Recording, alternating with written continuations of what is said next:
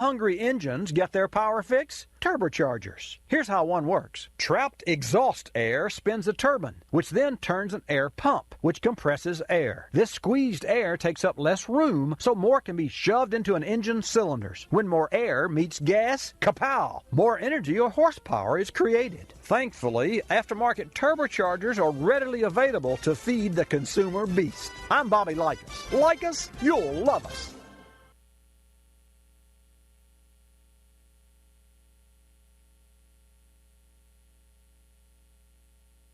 Hi, I'm Bobby Likis with today's Car Clinic Minute. Road rage has no place on our highways. This holiday, take the goodwill you found in cathedrals, synagogues, and churches to your sedans, wagons, and SUVs. When I come back, I'll tell you why.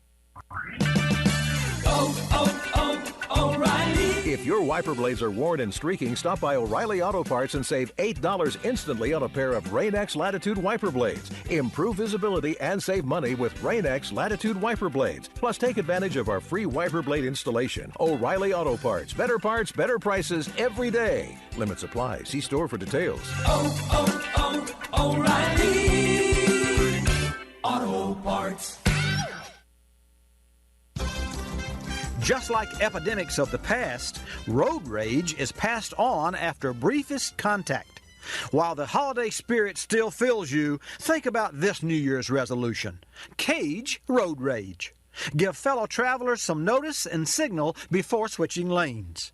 Don't tailgate. Driving 2 inches from someone's bumper doesn't hurry them along. Go easy on the horn. Drive in the right lane, pass in the left, and take only one parking space. When you're driving, think Golden Rule. The lessons we learned during holiday services are good all year long. I'm Bobby Likis. Like us, you'll love us.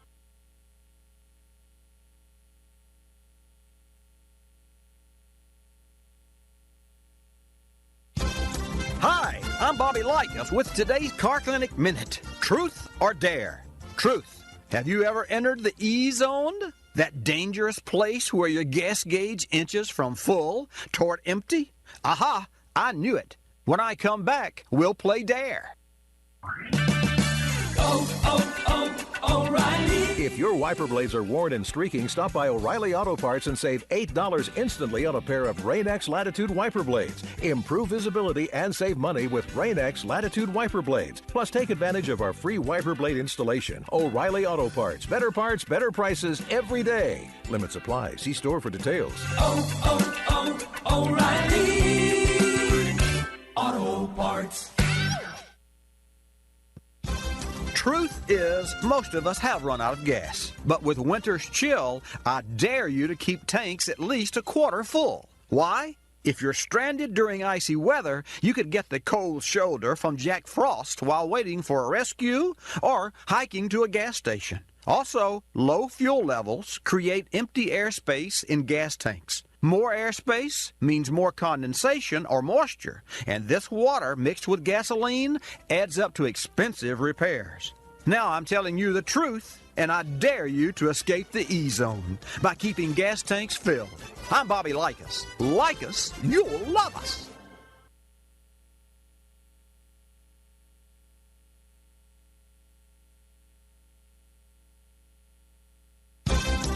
Hi, I'm Bobby Likis with today's Car Clinic Minute. Ever seen elephants fly or cows jump over the moon? If you think those are hallucinations, wait till you hear about some distracted drivers that are really beyond imagination when I come back. O'Reilly. If your wiper blades are worn and streaking, stop by O'Reilly Auto Parts and save $8 instantly on a pair of Rain-X Latitude wiper blades. Improve visibility and save money with Rain-X Latitude wiper blades. Plus, take advantage of our free wiper blade installation. O'Reilly Auto Parts. Better parts, better prices every day. Limits apply. See store for details. O'Reilly Auto Parts. Think flying elephants are fantasy? Listen to the flights of these real-life distracted drivers. One harried driver decorated cupcakes on her dashboard. Talk about a movable feast. And how about this for distance learning? A woman watching a knitting show via portable TV actually practiced the stitches. And too bad this driver's wits weren't sharp. He used pavement as a pencil sharpener by opening his car, dragging the pencil tip on the road. Well, we've had some fun today, but remember, safe driving's really serious business. I'm Bobby Likis. Like us, you'll love us.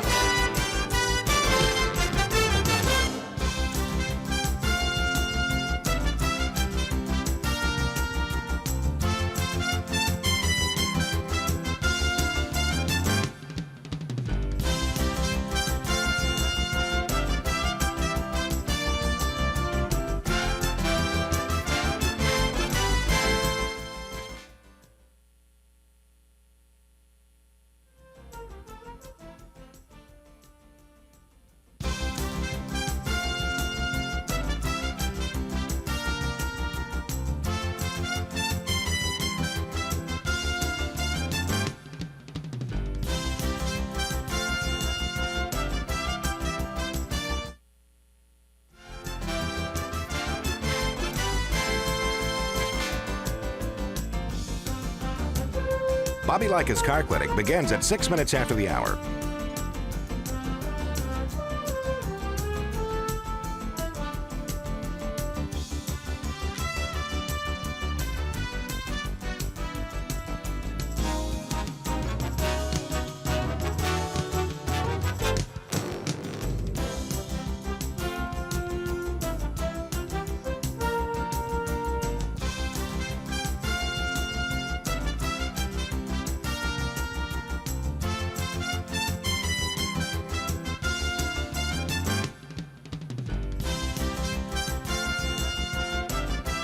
Bobby Likis Car Clinic begins at 6 minutes after the hour.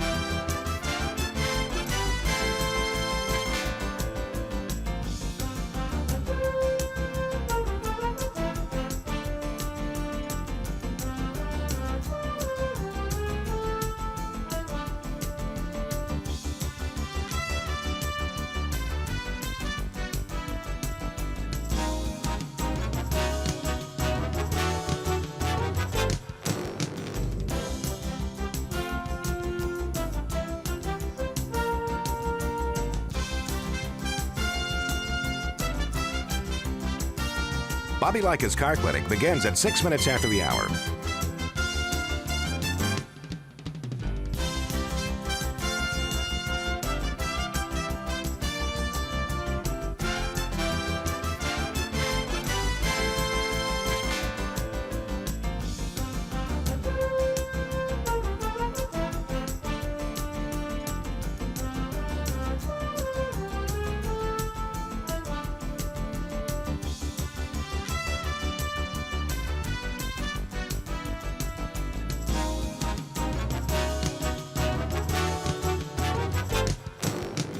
Bobby Likis Car Clinic begins at 6 minutes after the hour.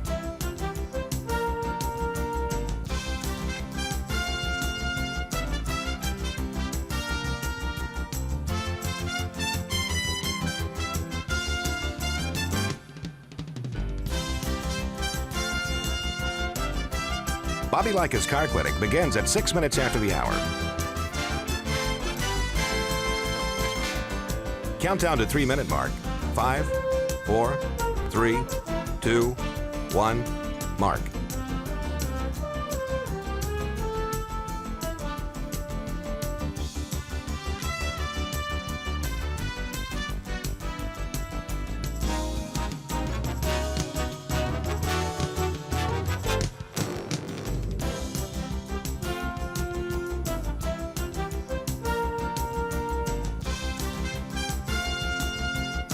Bobby Likis Car Clinic begins at 6 minutes after the hour.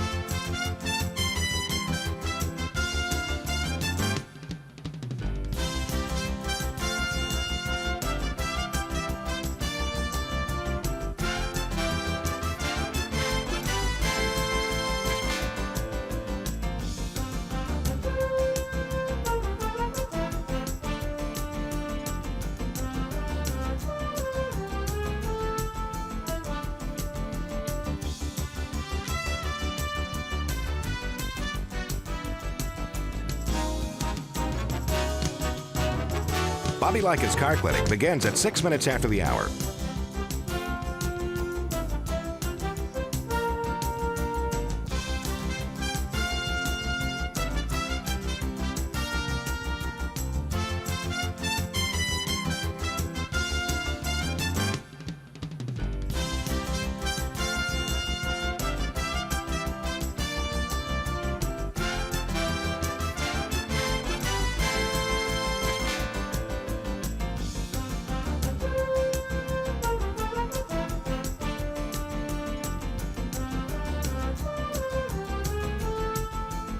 Bobby Likis Car Clinic begins at 6 minutes after the hour.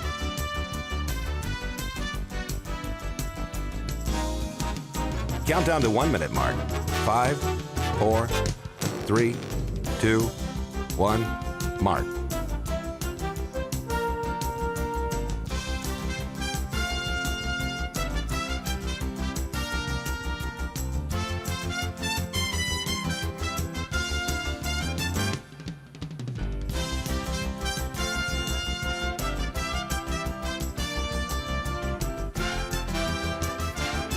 Countdown to 30-second mark. 5, 4, 3, 2, 1, mark.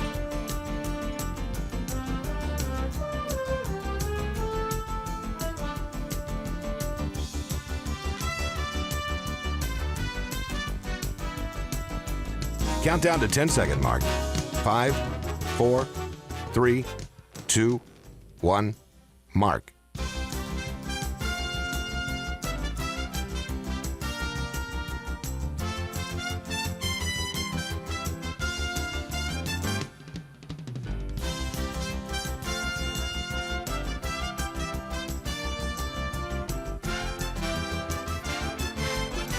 Welcome to Bobby Likis Car Clinic.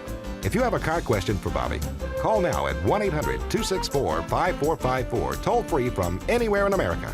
And now, here's your host, Bobby Likis. And a special welcome to today's broadcast. Stick around right along with me this hour, and we'll answer your car questions. I'll share with you a little information about what's going on in the world of automotive service, which is where my roots are. And I'll also take your calls if you have a specific question, or if you have no specific question but just are trying to make the decision, the smart decision, whether you spend X amount of dollars and keep your car, or you decide that you trade that car in.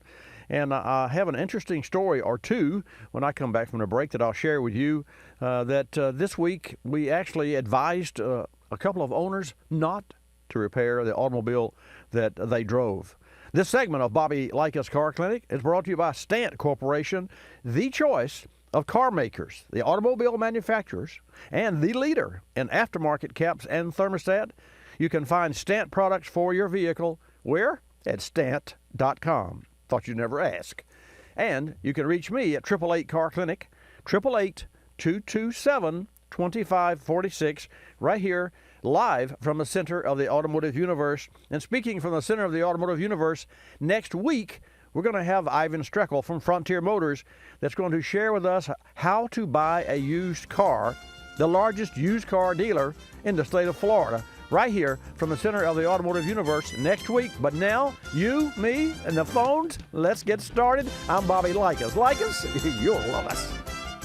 What can open and close hundreds of times a day on your vehicle? Your vehicle's thermostat, which performs two critical jobs: accelerates engine warm-up and regulates engine operating temperature. With so much at stake, like engine wear, fuel efficiency, emissions, and cold weather drivability, choose the thermostat professional installers choose. Stant. Stant's Superstat is premium grade and features a heavier gauge stainless steel housing and larger heat motor for optimal temperature control. For more Superstat advantages, visit stant.com. That's stant.com. You're moving fast, and you don't want anything to slow you down, especially an unreliable battery. The next time your car needs a new battery, choose one with power frame grid technology inside. It's engineered with confidence to be 66% more durable than other grid designs and provide you with true strength every time you need it. Look for power frame on the outside for true strength on the inside. Visit Advance Auto Parts or CarQuest for a battery with power frame grid technology, or learn more at powerframe.com. That's powerframe.com.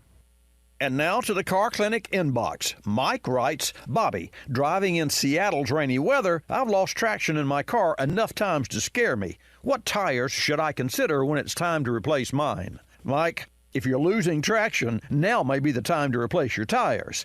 A terrific choice is General Tire's Ultimax RT43 with its peak anti-slip design technology, which increases the number of biting edges for traction on slippery roads. And you won't have to guess or measure tread depth when it's time to replace these tires. The Ultimax RT43 features an integrated replacement tire monitor, which clearly reads "Replace" when a tire change is needed. And one more cool feature of the Ultimax RT43, Early Warning Visual Alignment Indicator, which extends tire life by visually identifying vehicle misalignment. For more information about the Ultimax RT43, go to GeneralTire.com. That's GeneralTire.com. You're listening to Bobby Likis Car Clinic.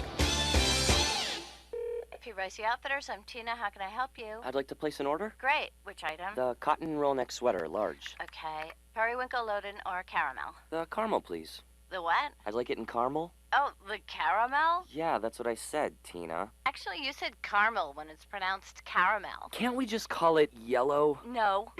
Everyone knows the best part of a Milky Way. They just don't know how to say it. After all, it's our caramel. It's caramel. Ugh, that makes a Milky Way great.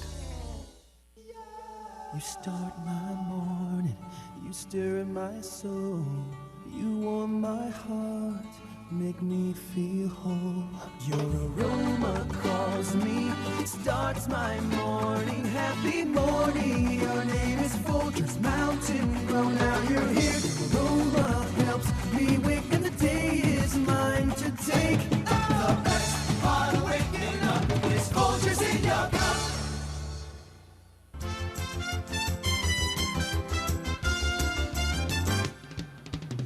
And now back to Bobby Likis Car Clinic and your host, Bobby Likis. Okay, let's get started with this hour. Just you and me, and we'll ride along together. What an interesting week this has been. I hope that your car served you well. Had a AAA tow-in late yesterday afternoon.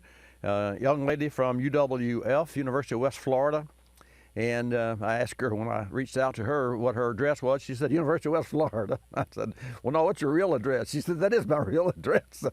And it turned out she's from Tallahassee and going to college here. And I decided that the best thing to do because of a broken down automobile would be to reach her parents. So I'll tell you that story a little bit. We haven't tested the car yet, but I'm pretty sure I know what's wrong with it, and it's not good. This is not a pretty picture. But right now, we're going to go to Washington. We'll take a question from John in Washington.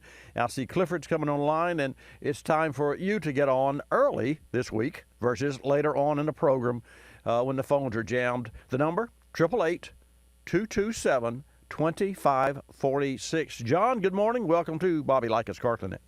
Okay, good morning, and thank you for being there. Thank you for being there. Well, here's the deal. My friend has a loved car, Okay. and it's a 2005 Jaguar, Okay. and he has a transmission that has failed. I'm trying to help him go down the path to driving that car again. So I wondered what I could learn from you about those transmissions. Well, when you say the transmission has failed, has it been removed, and how No, serious?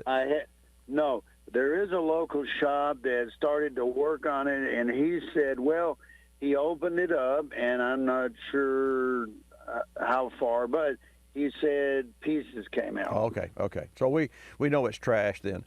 Yep. Okay, number one, we don't fix that transmission. We replace. Okay, now that's a 2005. Right. But the car, how's the car over, John? Do you know the condition of the car overall? In other words, Immaculate. Okay, so it's a good car. We want to restore it and drive it. Right? That's what the goal. Okay. Yes, this is a very talented man. He's kind of a computer guru, genius, engineer, and he loves that car. Okay, all right, good for him. Here's what, in California, I know you're in Washington, but in California, some years ago, they officially created a description of a transmission problem, because people say, I want to rebuild or remanufacture or overhaul my transmission. And so consumers, which is what we all are, but those of you who are not in the automotive service business know the difference. Well, here's the difference. To rebuild an existing transmission, like a local transmission shop would do, or even a national chain would do, would be to replace the parts that are broken, put all new seals and clutches, and put it back together using the existing parts as they are. Existing parts meaning the drums, the front pump, and those surfaces that have been scored or are not necessarily up to OE specs, up to factory specs. That's what you get when you get a rebuilt transmission, or when you get an overhauled transmission, versus a reman. A remanufactured transmission is really, you cannot match the quality nor the longevity of a reman transmission by overhauling an existing transmission, and here's why. During the remanufacturing process, number one, you've got a national company that has the tools, the equipment, and the knowledge that updates that automobile's transmission. And John, your friend's 05 model Jag with a remanufactured quote-unquote transmission will no longer have an 05 transmission. It may have an 05 case, but inside that case will be all of the updates that the 06 or 07 or 2010, it depends on how long that transmission was with Jag, and along the way, Jaguar and other car makers, it's common, increase and put in updates. Not only software updates now with cars, but also with hardware. So there's one remanufacturing company that I'll mention, that they're a bit expensive, but they're probably unmatched in quality, and that's called Jasper, and they're located in Jasper, Indiana. I've actually been to their facility. So for my nickel and what we do in our service shop, when we have when we have the case for it, which means we have an owner that specifically wants to keep that car, and we want to make sure that we fix that car right, so that 3 years from now, when we're still servicing that car for that owner, that same transmission doesn't go out again, because that's what you face. So having said that, that's what I would put in it, and they exchange, but the transmission that he gets will be indeed a perfect fit, but it will have the updates, and it will also have every surface that has been used, i.e. where the belts go, the bands go, the pump, all that will be refinished to OE specs. And therein lies the secret sauce, the OE specs, the original manufacturing specifications. So if the pump vein is 1.225 thousandths thick, then that's what it'll be, plus or minus whatever tolerances.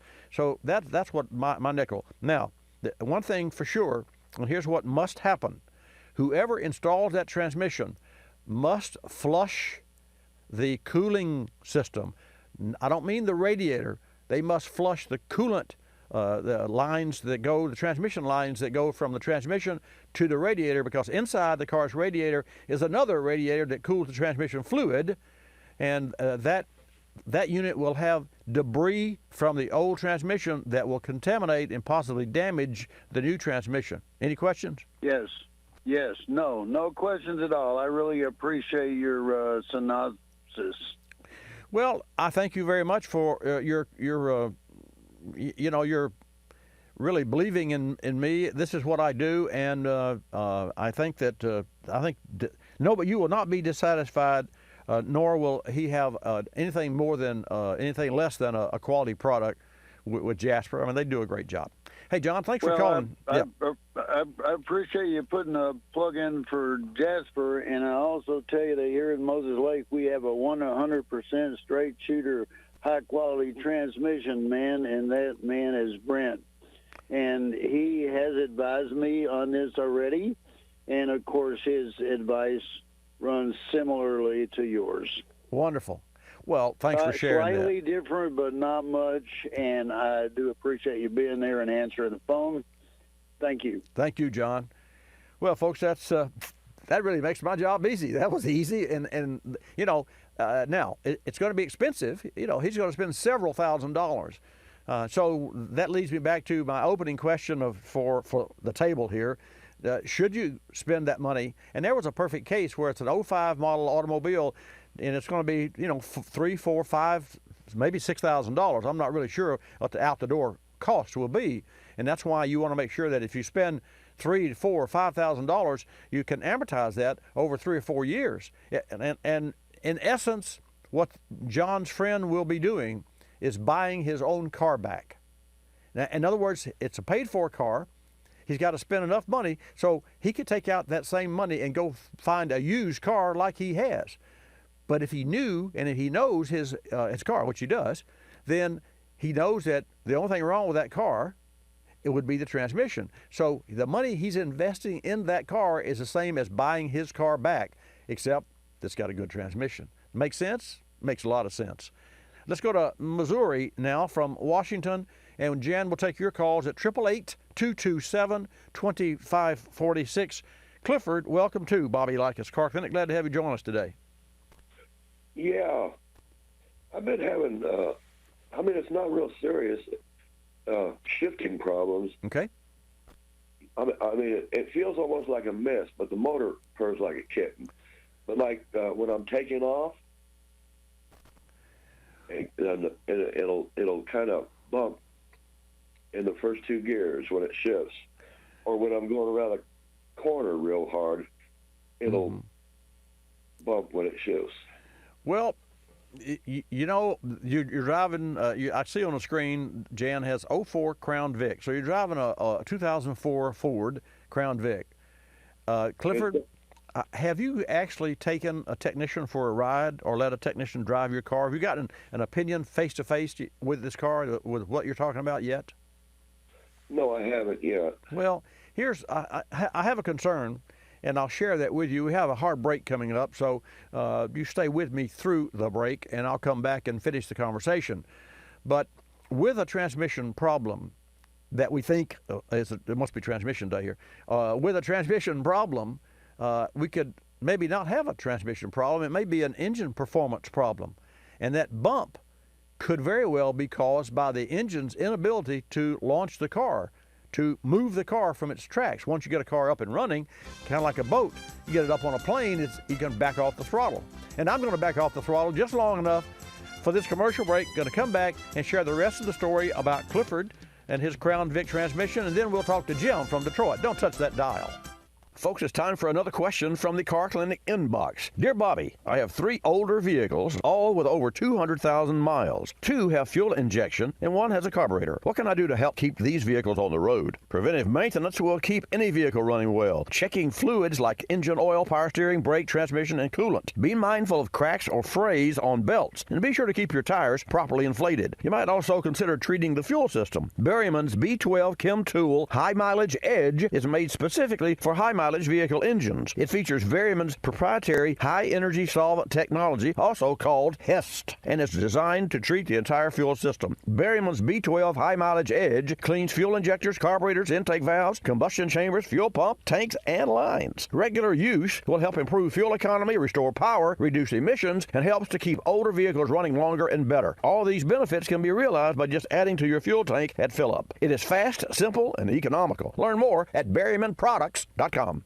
This Tire Maintenance Minute is brought to you by General Tire and the Grabber HTS 60, the perfect synergy of comfort, durability, and performance for light trucks, SUVs, and crossovers. Size does matter when considering your vehicle's tires. Though plus sizing may seem like a fun choice to amp up customization, the choice is bigger than what meets the eye. Other factors include load capacity, must be equal to or greater than OE tire fitment, inflation pressure, never lower than OE manufacturer's recommendations, usually found on the door frame or owner's manual. Rolling circumference. The original rolling circumference should be maintained as closely as possible. Body and chassis clearance. Ensure sufficient clearance under all service conditions. And gauges. The speedometer and other vital gauges may be affected by plus sizing. The Grabber HTS 60, the tough highway terrain all-season tire that features a cut and chip resistant compound. Learn more at GeneralTire.com. That's GeneralTire.com. You're listening to Bobby Likis Car Clinic. The airlines like to have sales. Summer getaway sales, holiday sales, winter sales. Truth is, at any moment, some airline somewhere is on sale with low fares to great destinations. Travelocity knows exactly what's going on, who's on sale, to where, and when, at over 700 airlines worldwide. We even have this nifty feature that lets you look at a calendar so that you can see exactly the days the great fares are available. Travelocity.com. Go virtually anywhere. AOL keyword, travel. Hun, guess my temperature. It's 2 a.m. Go to sleep. Come on, one guess. Higher, 98. Higher. Higher, 99. You're getting warmer. Wait, I'm getting warmer. Cold symptoms keeping you from getting a good night's sleep? Get NyQuil, the nighttime sniffling, sneezing, coughing, aching, stuffy head, fever so you can sleep better to feel better medicine. Use as directed. One more guess. 100? Yes. Tell her what she's won, Bob.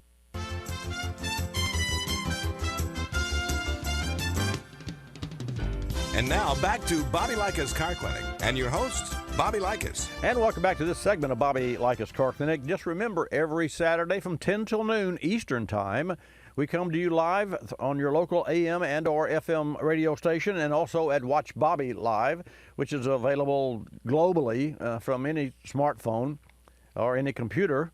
So you don't have to miss a program. Even if you're on the road, the 888 Car Clinic is the number. Miss Jan will take your call, and Fabio, our producer, will put you on the air. I say that I do that, but I really don't. I just cue him, and he puts you on the air. And then Jonathan is also in the control room with Miss Jan and Fabio, and he takes care of a lot of details as we go along our each Saturday's program. So if you have a specific question, and maybe I don't have the answer, call. We'll talk about it, and then I'll research that this coming week, and then next week I'll come back and fill you in on what I've learned. And a lot of times that happens because there are new products that come out, or there are things that, believe it or not, that I don't know. So when you don't know, there's nothing wrong with saying that you don't know. Let's go back to Missouri now. So Clifford's got an 04 Crown Vic. Clifford, I was thinking through the break that what you might have is not necessarily a transmission. Those transmissions are really, Ford has not had any real problems with those transmissions as compared to engine misfire. It's got the whole police package on it. Well, even better. See, here's what I really think is wrong with your vehicle. It's just it's from experience. I started to say it's from my gut, but it's really not. It's the experience. I believe you have coils that are misfiring in that engine. Yeah, I thought about that. And I thought about might be a little bit low on transmission fluid, but it's not. Well, low on transmission wouldn't cause it to jerk. I mean, you know, maybe going around a corner. Let me tell you what it feels like. Okay. It's an automatic transmission, but you know how a stick feels when the clutch is fully engaged and it kind of gives you extra oomph. Yes. That's what it feels like. Well, let me ask this question. At 45 miles per hour under light, moderate, or moderate throttle, do you ever feel a jerk like you've run over a pebble? Or, better yet, does it ever feel as though you, if you could do this fast enough, turn the key off and back on to make like a light flicker, but have you ever felt that in the car? No, just when I'm taking off. Okay. Well, you could have U-joint vibrations. You could have a lot of things. So my advice to you, Clifford, is to have a local technician drive with you. You ride with you. You drive the car, and you let that technician ride with you so that that technician can feel what you're talking about. And then once the technician feels what you're talking about, find a safe place, pull over, let that technician drive the vehicle, and you ride. And here's what that will do. Number one, it'll probably save you $150 in time, because now you and the technician are on the same page and you're looking at the same problem, because the technician may drive your car and feel multiple problems and spend your money and his time repairing the wrong problem. That's been done, and it's been done many times, because the hip bone's connected to that's the way cars are. Everything's connected. And I will tell you specifically, that's why I think in this case it's important that you start out on the right foot, and I'm really glad you called me today. Any questions? Oh, no. Well, so what are you going to do? What you just told me. Okay, all right. I want to make sure, because that's the way you go from point A to point B. You call me next week and let it work, or the week after, and let me know how this comes out and what it took to fix the automobile. And so, folks, and thank you, Clifford, for your call. Always love to hear from Missouri, and I imagine that's through KREI there in Missouri. Yeah. So great to hear from you, man. Thanks for calling. Good to hear from you too, Bobby. All right, thanks, Burr. 888-227-2546. Jim from Detroit. Welcome to Bobby Likis Car Clinic. Jim from Detroit, always great to have you in the house. Well, always glad to be here, and I hope today with no echo. Oh, you sound great. Tip top, man. Perfect. What you gonna bring us today from the automotive world? All right, let's go right to the automotive world. That Buick is now going in more and more into the SUV line. They're not giving up their sedans, but their SUV emission is getting good sales. But the expansion of sedans seems to be the route for Buick to grow. Yet in the last 15 years, they have been a very popular car with GM. I agree. Buick is and has been, and I think Buick made that curve, turned that curve from, it's like not your father's Oldsmobile. Of course, that Oldsmobile went away. Pontiac went away. Buick, I'm sure at one point in time, those who worked at GM, and you should know, were a little concerned that maybe Buick would go away too, but did not. And to that end, I have to say the Lucerne, the LaCrosse, they are beautiful automobiles. And then, of course, the new body design. I haven't seen one of those new ones that was a concept car on the street yet, but I can't wait to see what that's going to look like. What else did you bring us, sir? Okay, you mentioned the original GM cars. Like my dad got the first in his friends and family, the Hydromatic car. Now, the Hydromatic, an automatic transmission, is still here today, and England didn't catch up with this till almost 6 years ago. Yeah, and? Okay, so automatic transmissions are here, and I think they're here to stay, but I think a lot of people, we have an automatic transmission in our Malibu, but you can run it into standard shift if you want by clicking the control on that transmission and race the car like you had without the worry of a clutch, though. That's the big clue. You're not going to wreck the clutch. If you're not experienced, you don't have to worry about putting the clutch in before you switch gears, but you can switch gears. Well, I agree, and to that end, there was a time when people, especially performance-minded people, car owners, would opt for a standard transmission with a clutch, and you shift it yourself, like is in my Viper, over the automatic. But these days, the automatic is superior to the clutch. And then we have, of course, dual clutch transmissions. and I could give you a whole essay on transmissions. I won't go that deep, except to say that my choice would be the automatic paddle shifter. And you're right, you can shift it on the fly, and you can make it manual or you can make it automatic with your control. Of course, it is ultimately an automatic transmission that runs on fluid and hydraulic pressure and has clutches inside. And so does a dual clutch. A dual clutch, like Ford, actually has 2 pressure plates. I said I wasn't going to go there, so I won't go there, but I can see that with my mind now, all that gears, and that's a very complicated transmission. And it is a standard transmission. A dual clutch is a standard transmission that has automatic shifting motors and 2 clutches, 2 regular clutches, one with the interior shaft and exterior shaft. What else did you bring us, Sir Jim? Okay, we're going to talk about the Camaro. Now, the new Camaro sells for $63,000. You can add features on if you choose. But what disappointed me, although they've got better brakes, better starting power, and it can do in 11 seconds 127 miles per hour, it's amazing on response. But the mileage on a car that you're paying so much for, even if I could, which I could not afford, I would want a car today that would get a minimum of 25 to 30 miles. And now, because of the new diesel Cruise, I'm going to want a minimum of 52. I hear you. You recently, we had a Chevrolet marketing director for Chevrolet passenger cars, and Todd came on, and he talked about that. Consumer Reports gave the Cruise top honors, and that Cruise does get 52 miles per gallon. And Jim, this reminds me, folks, and I see that Chris is in the queue, so Chris, we're going to come to you as well. But this reminds me of those stories that we all hear from our friends who have traveled abroad, and they come back and say, well, I leased a car in France or in Italy, and it got me 60 miles per gallon. Why can't we do that in the United States? So, well, here we are, the Cruise at 52 miles per gallon, and that equates to about the same miles per gallon when you do the numbers as someone in the UK or in France or Italy. So it is interesting at the miles that we're getting, and to that end, my luxury car gets 26.7 miles per gallon at 77 miles per hour average miles per hour, and it's a big luxury car. And I have gotten 27.6, but it will get 26.7 any day of the week that I make a trip. It's just unbelievable that it gets that kind of gas mileage out of a big, long luxury car. And the time that we have left, what else did you bring us, Jim? Okay, Bobby, I want to talk about Volkswagen in 2 directions.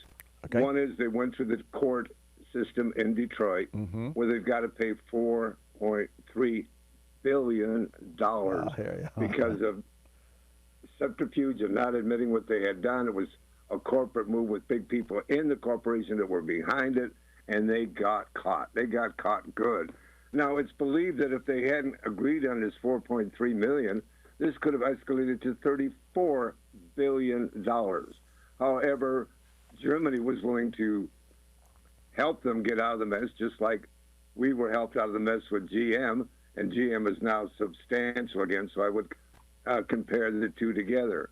Now, to tie in something real quickly, they're developing an electric pod car, driverless, by Volkswagen, which looks like the car of the future. It looks nothing like a car you'd imagine. But I think another quick thing is the Cadillac has talking to other cars on the road. But what's wrong is they're only talking to other Cadillacs with their code. Where do we get on the road with any kind of car and have all that kind of car with us? It's a mixture. So to get traffic protection, I think we need a common code for all brands. I would agree. And what you're going to do, and Jim, first, let me just say thank you for your report, and thank you for sharing that information with us. It's always great to have you on Bobby Likis Car Clinic every week. All right, Bobby, I try my best and to keep the mic running right so the viewer can hear and see me the best. Thank you, sir. And folks, to that end, as Jim said about electric cars and cars that are talking, it's called really crash avoidance. And you're going to see more and more crash avoidance factors that are going to be options and or standard equipment on future cars. And so while the autonomous car or the self-driving car is not necessarily on the roads today, we still have some federal mandates and there's still some engineering to go on. A lot of those features are.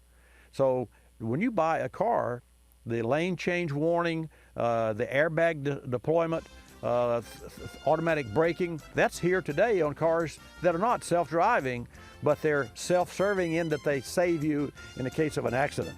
I see Chris, we're going to come back from the break and take his call and take your call at 888 Car Clinic.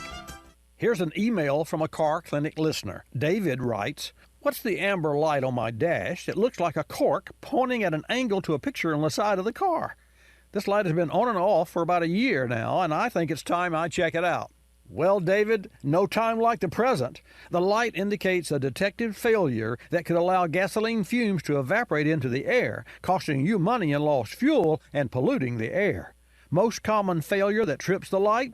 A small evap leak, or in other words, loose fuel cap. Besides being tight, the cap must also be in good condition. Fuel caps don't last forever, and poor quality caps don't work well from the beginning. Stant makes a large line of fuel caps that will last a very long time and ensure proper sealing of the system. Stant fuel caps are the only aftermarket caps to include all the safety features of the original equipment cap. Visit Stant.com or ask your local parts store for a Stant gas cap by name. You're listening to Bobby Likis Car Clinic. Waking up can be a chore, but morning's knocking on my front door. Know just what I'll do. Put on a pot of Folgers brew. Mountain grown aroma hits the spot. Helps me give all that I've got. An opportunity to start out smiling and happy. The best part of waking up is Folgers in your cup. I'm privileged to be involved with Capstone Adaptive Learning, formerly known as United Cerebral Palsy, for over 25 years. Since 1953, Capstone has provided quality care programs for persons with developmental disabilities like autism, cerebral palsy, Down syndrome, and intellectual disabilities. Dr. Sherry White with her team are dedicated to Capstone's clients, and 100% of your contributions stay local to serve those in this community. Go to capstoneadaptivelearning.org to see the difference Capstone makes. Technology moves at the speed of innovation, and today, that's lightning fast. So when you get your hands on the latest tech, don't forget to do the right thing with your old devices. Recycle them. The Consumer Technology Association and its members are making recycling your old tech device as easy as purchasing new ones. Just go to greenergadgets.org, type in your zip code, and you'll instantly find the responsible recycling location closest to your home. You'll also find lots of tips to simplify your recycling, like asking the store where you buy your new TV if they'll haul away your old one. Television sets, video game consoles, smartphones, tablets, they're all recyclable. Don't let them clog up your local landfill. Just visit greenergadgets.org. You're sharp enough to get the latest tech tools into your home. Now be responsible enough to get your old devices to the recycler. That's greenergadgets.org.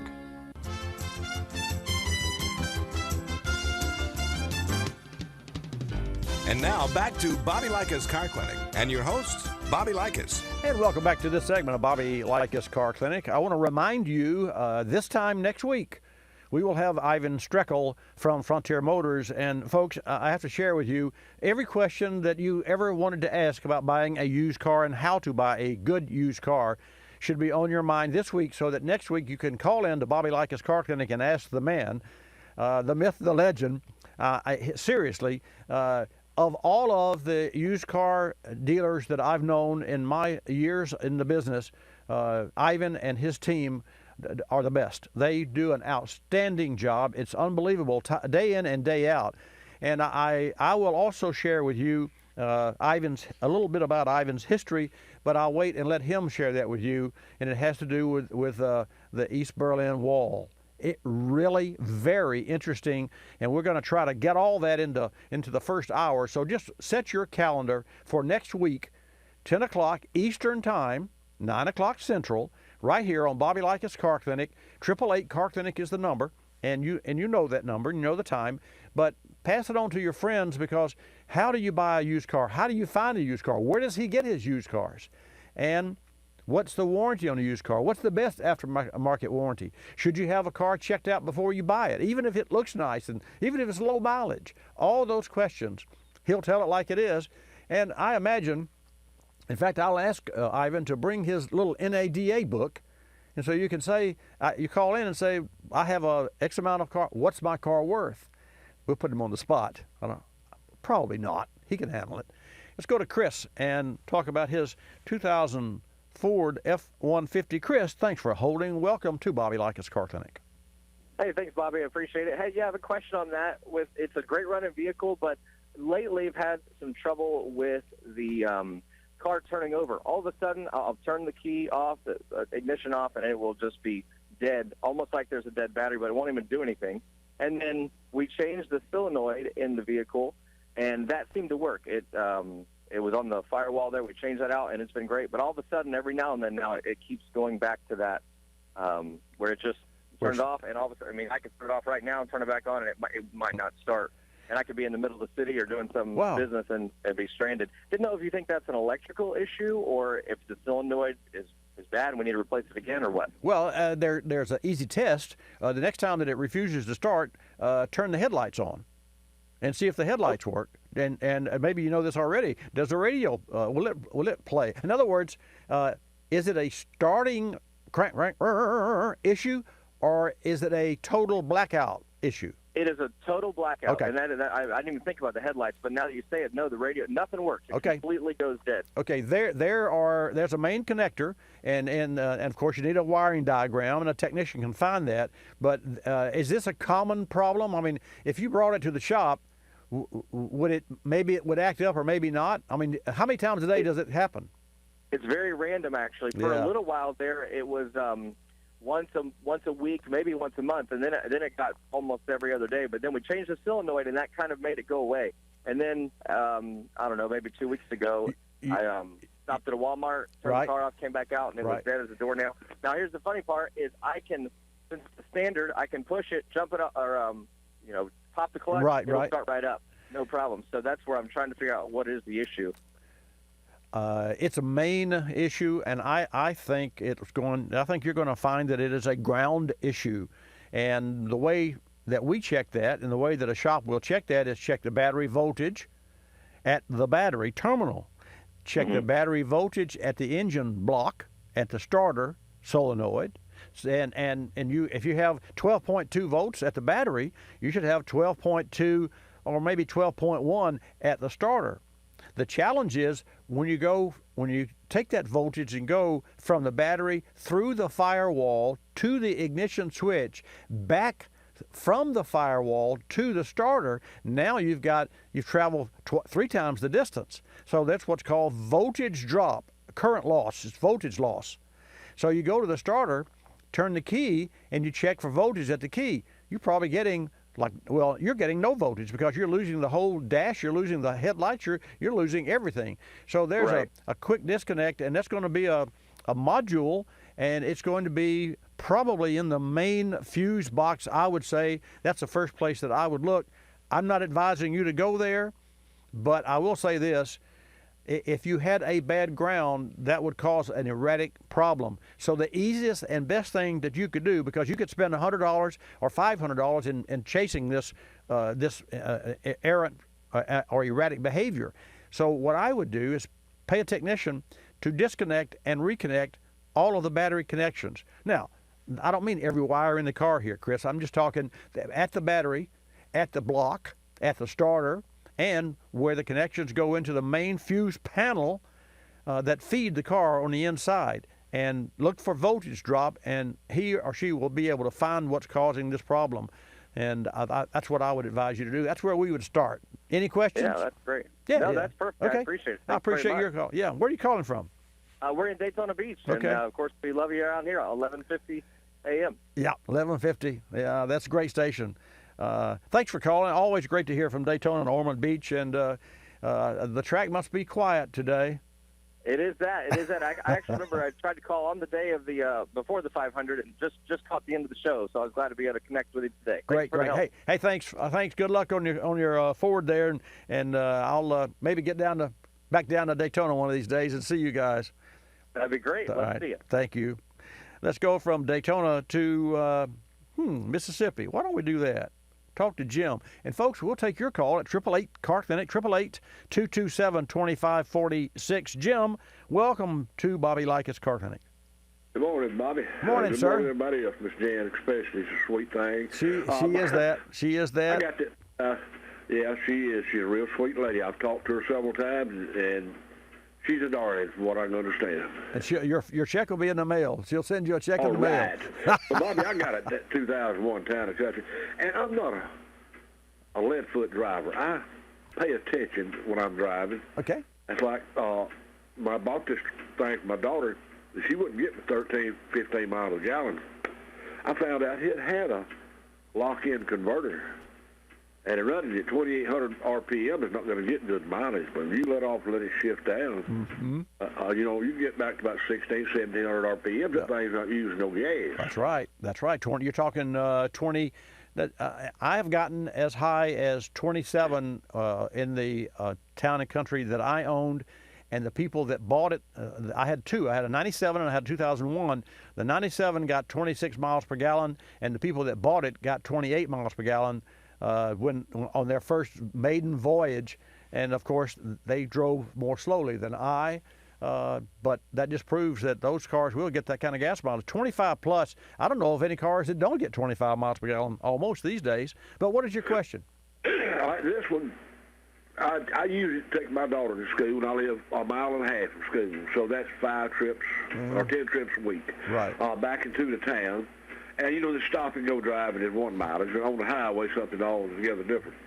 But I can gas this van up and get on the road. I get 225 miles to the first half tank of gas.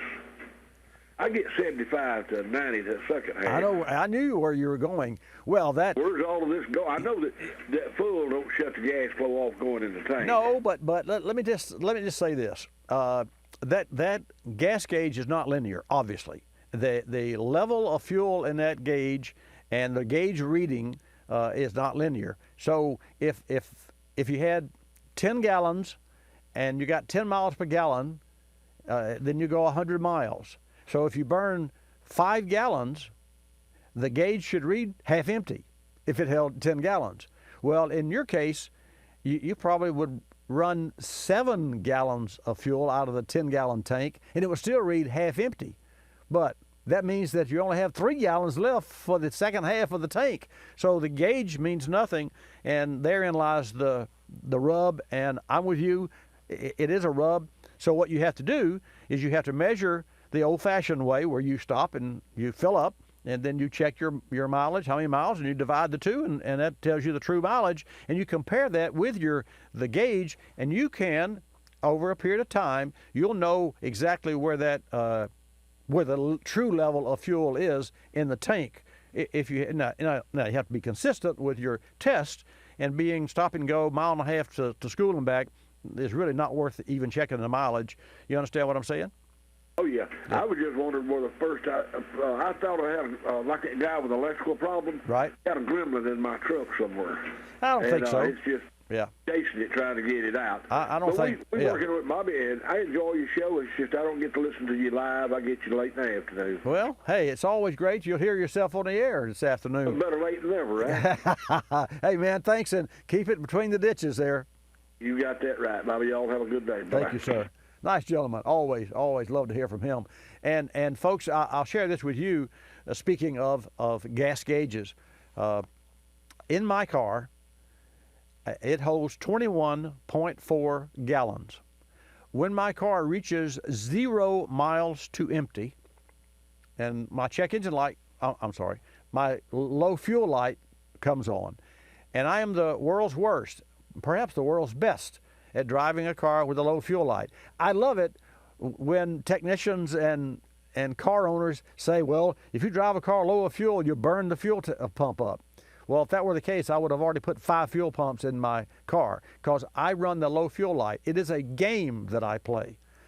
Why do I do that? It just makes it my boring drive, interesting, and I'm so that's what I do.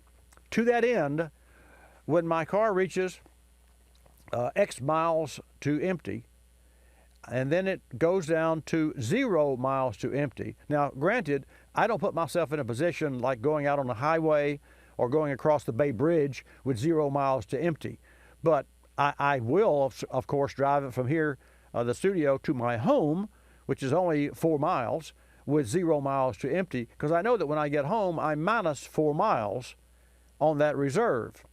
And here's the point. When I stop and fill up, I always do the 2-click. I pull the trigger and fill the tank until it clicks, and then I'll pause 2 seconds, 3 seconds, and pull it again until it clicks again, and then I'll stop, and I will not look at the gauge. I'll not look at the gas pump as I'm pumping. And the last time I filled my car, I said, okay, I just put in 19.8 gallons. I just said that. And when I looked at my receipt, I had put in 19.99 gallons. I missed it 1/10 of a gallon. And it's a game that I play, but I just share this with you. If you observe what it actually holds, your car and at different levels of mileage, you'll know how much fuel, not only the mileage you're getting, but you'll know if the gauge is correct. And the reason I share this with you is not to tell you all about my stories, but to explain that when you keep up with your car, you know when there's a problem with your car. And when I get into my car every morning, I operate all the electronics every time I get in the car. Why? So that if something doesn't work, I know when it happened, and I may know what caused it to happen. Let's take another call from Stan.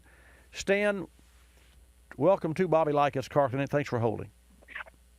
Well, you're quite welcome for holding. I always appreciate you. Thanks for taking the call. You're welcome, sir. I have just a glowing report of Frontier Motors, and Ivan, I heard you're going to have him on. I just wanted to tell you that you have serviced our 08 Cadillac DTS, and we had a missionary over in Scotland who needed a car, and said, well, I can't send a Cadillac to Scotland. I think, Stan, could are you on a cell phone there? You're not coming through clearly. I'm on a cell phone. That's better. Help? That's better. Yeah, much better, sir. Thank you. Okay. So we said, what we'll do is send you money, and we didn't need that Cadillac anymore. And went down there, and they were very professional. They consigned the car for me based on, I said I'd like to have the average personal retail value, and they said we can do that. And it was just a few weeks later, we got the check, and the missionaries got them on the way to getting their car. And I just could not say enough about the professionalism of that entire transaction and the confidence that I had that I was dealing with good people. Well, I'll tell you what I'd love for you to do is I'd love for you next week tune in, and hope that you will. And we're going to have, and folks, we're talking about a show that we've put together here that is how to buy a used car, a good used car. And who better to share with you than someone that's in that business, and also someone that's in the business of checking out used cars like I. So you should all just tick your calendar. And Stan, thank you so much for your call. Appreciate it. Always great to hear from you. And I'm sure that Ivan would love to hear from you next week as well. Well, you're welcome. I have a conflict next week, but I'll see how that works out. That's great. And I do have a comment about dead car while you're driving it. Yes. I had one that, and its problem was that it was the fusible link that was intermittent, and the way that it would fail was when the alternator, I had so many things on in the car, and the alternator could no longer keep up. Everything would go off. Good. That's a great, thank you so much, Stan. And folks, a fusible link is a wire that is of less strength and can contain and pass less current than the wire that it is connected to. Therefore, when there's an overload, the fusible link will melt internally, and it will protect the wire that supplies a voltage to the car, i.e., they call it a fusible link. And that's the end of this hour of Bobby Likis Car Clinic. Another great hour coming up, and next week, don't miss us. I'll see you then. Bobby Likis. Likis, you'll love us. This is Bobby Likis Car Clinic. Bobby Likis Car Clinic is a copyrighted presentation of Car Clinic Productions Incorporated and may not be reproduced or rebroadcast without the express written approval of Car Clinic Productions Incorporated.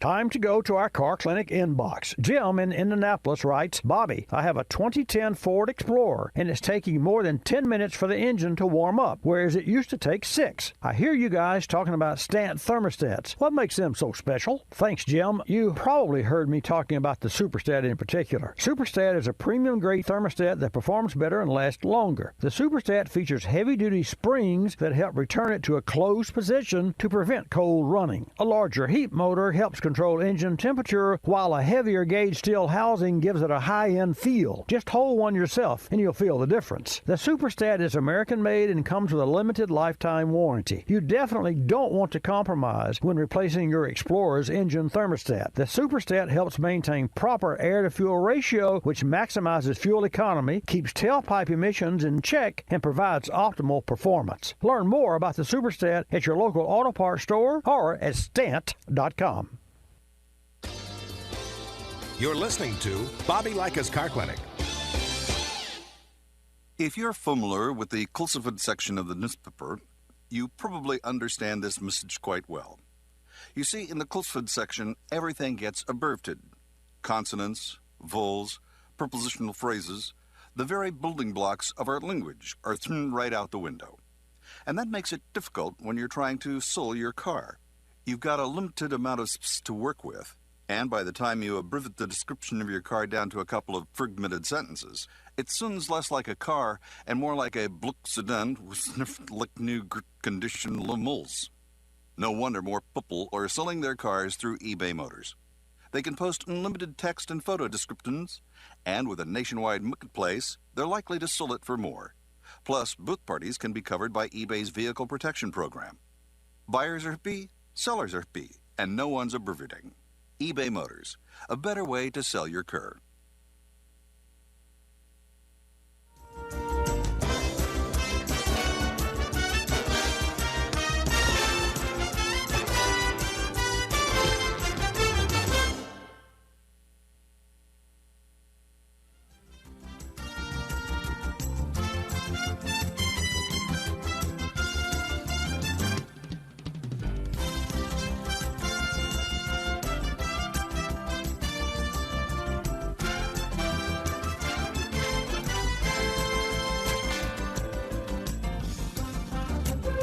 Bobby Likis Car Clinic begins at 6 minutes after the hour.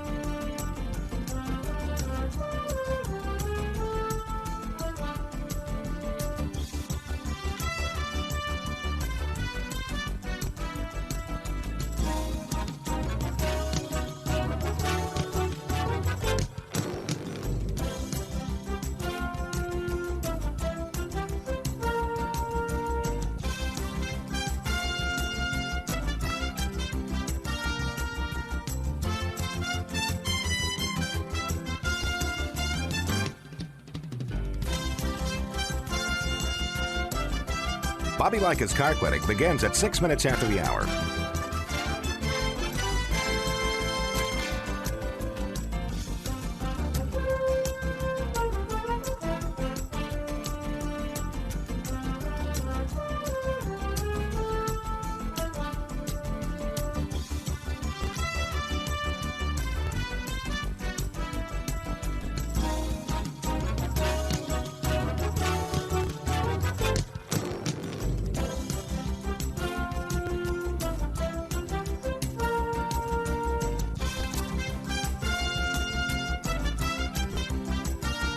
Bobby Likis Car Clinic begins at 6 minutes after the hour.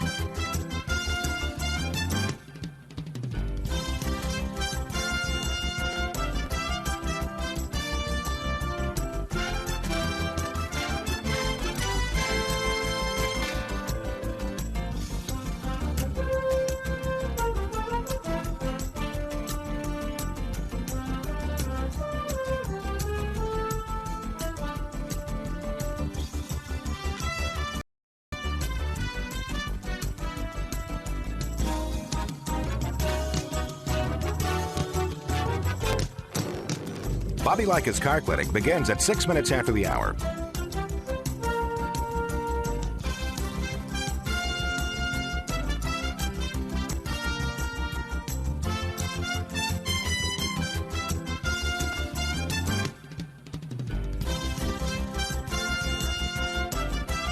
Bobby Likis Car Clinic begins at 6 minutes after the hour. Countdown to 3-minute mark. 5, 4, 3, 2, 1, mark.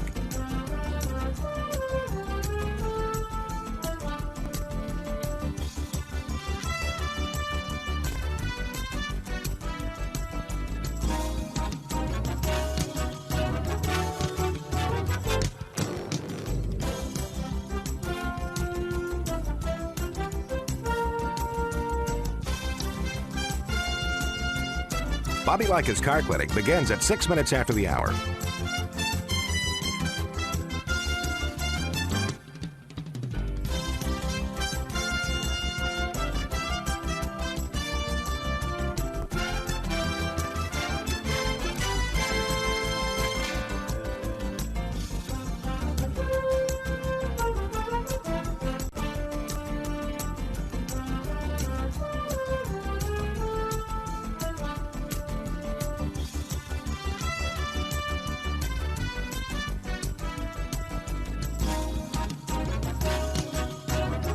Bobby Likis Car Clinic begins at 6 minutes after the hour.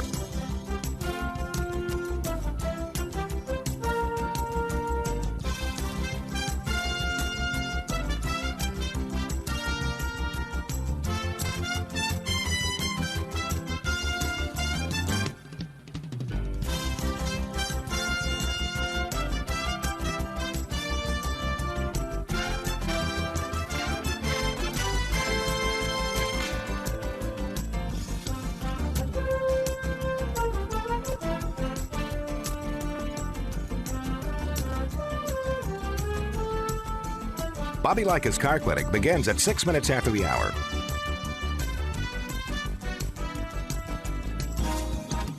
Countdown to 1-minute mark. 5, 4, 3, 2, 1, mark.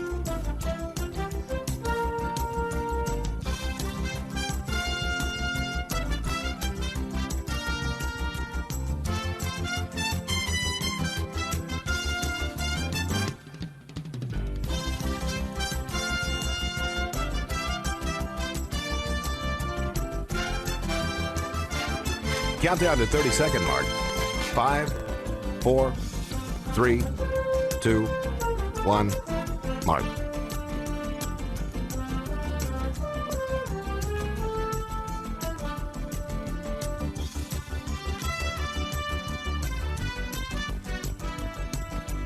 Countdown to 10-second mark. 5, 4, 3, 2, 1, mark.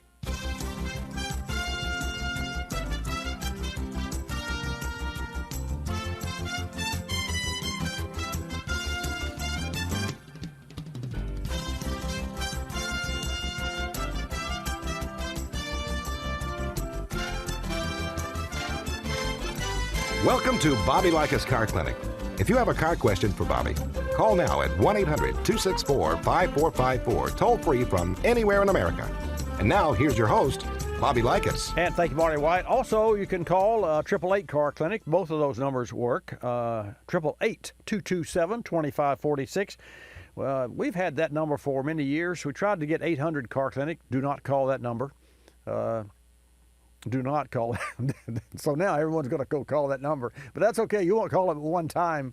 We should have gotten that number. We deserve that number. But it is what it is. But Miss Jen will take your call at 888 Car Clinic. That's 888-227-2546. We have David from Kansas who held over from the last hour. So thank you, David. We're going to come to you first, and then Amos in Michigan, and your calls also coming up after the break. This segment of Bobby Likis Car Clinic is brought to you in part by PowerFrame Grid Technology. Batteries containing PowerFrame grids are engineered with confidence to ensure you can trust them start after start. Look for the PowerFrame logo on the outside of the battery and know that you're getting true strength on the inside. You can learn more where? At powerframe.com. I have a PowerFrame grid battery in my car and in the little smart car, and I have ordered from PowerFrame a start-stop battery for my big car that had a failed battery only in 4 years. So I'm going to make sure that I go back with a better battery, one that has a PowerFrame grid technology. Your calls when I come back. Your car and your life have a lot of moving parts, and your car's battery is what keeps it all going. Here's something to keep in mind. While all batteries may look the same on the outside, it's what's inside that matters. So be sure to choose a battery with PowerFrame technology inside. It's stronger, more durable, and keeps you going longer. That means you can count on a battery with PowerFrame to be there start after start. Here's another reason to feel good about choosing a battery with PowerFrame inside. It's manufactured using the latest sustainable processes. You're moving fast, and you don't want anything to slow you down, especially an unreliable battery. So the next time you need to replace your car's battery, make sure you choose one with PowerFrame technology inside. Look for PowerFrame on the outside and know there's true strength on the inside.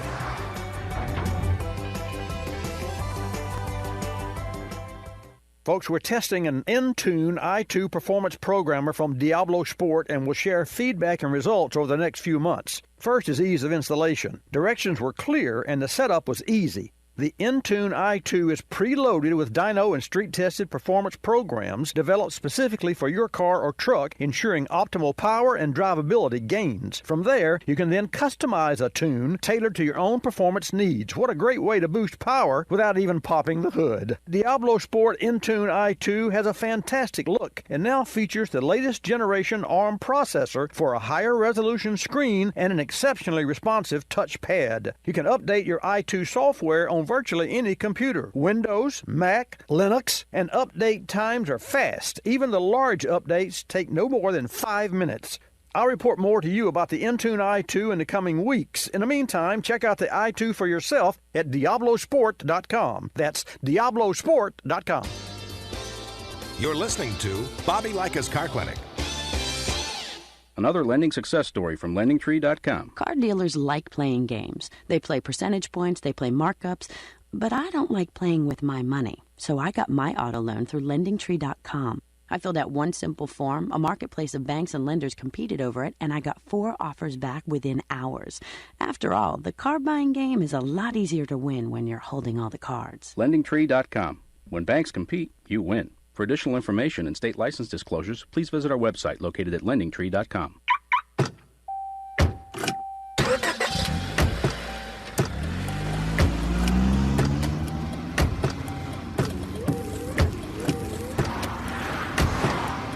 Driving has a rhythm all its own. Don't wreck it with a text. Before you get behind the wheel, silence your phone.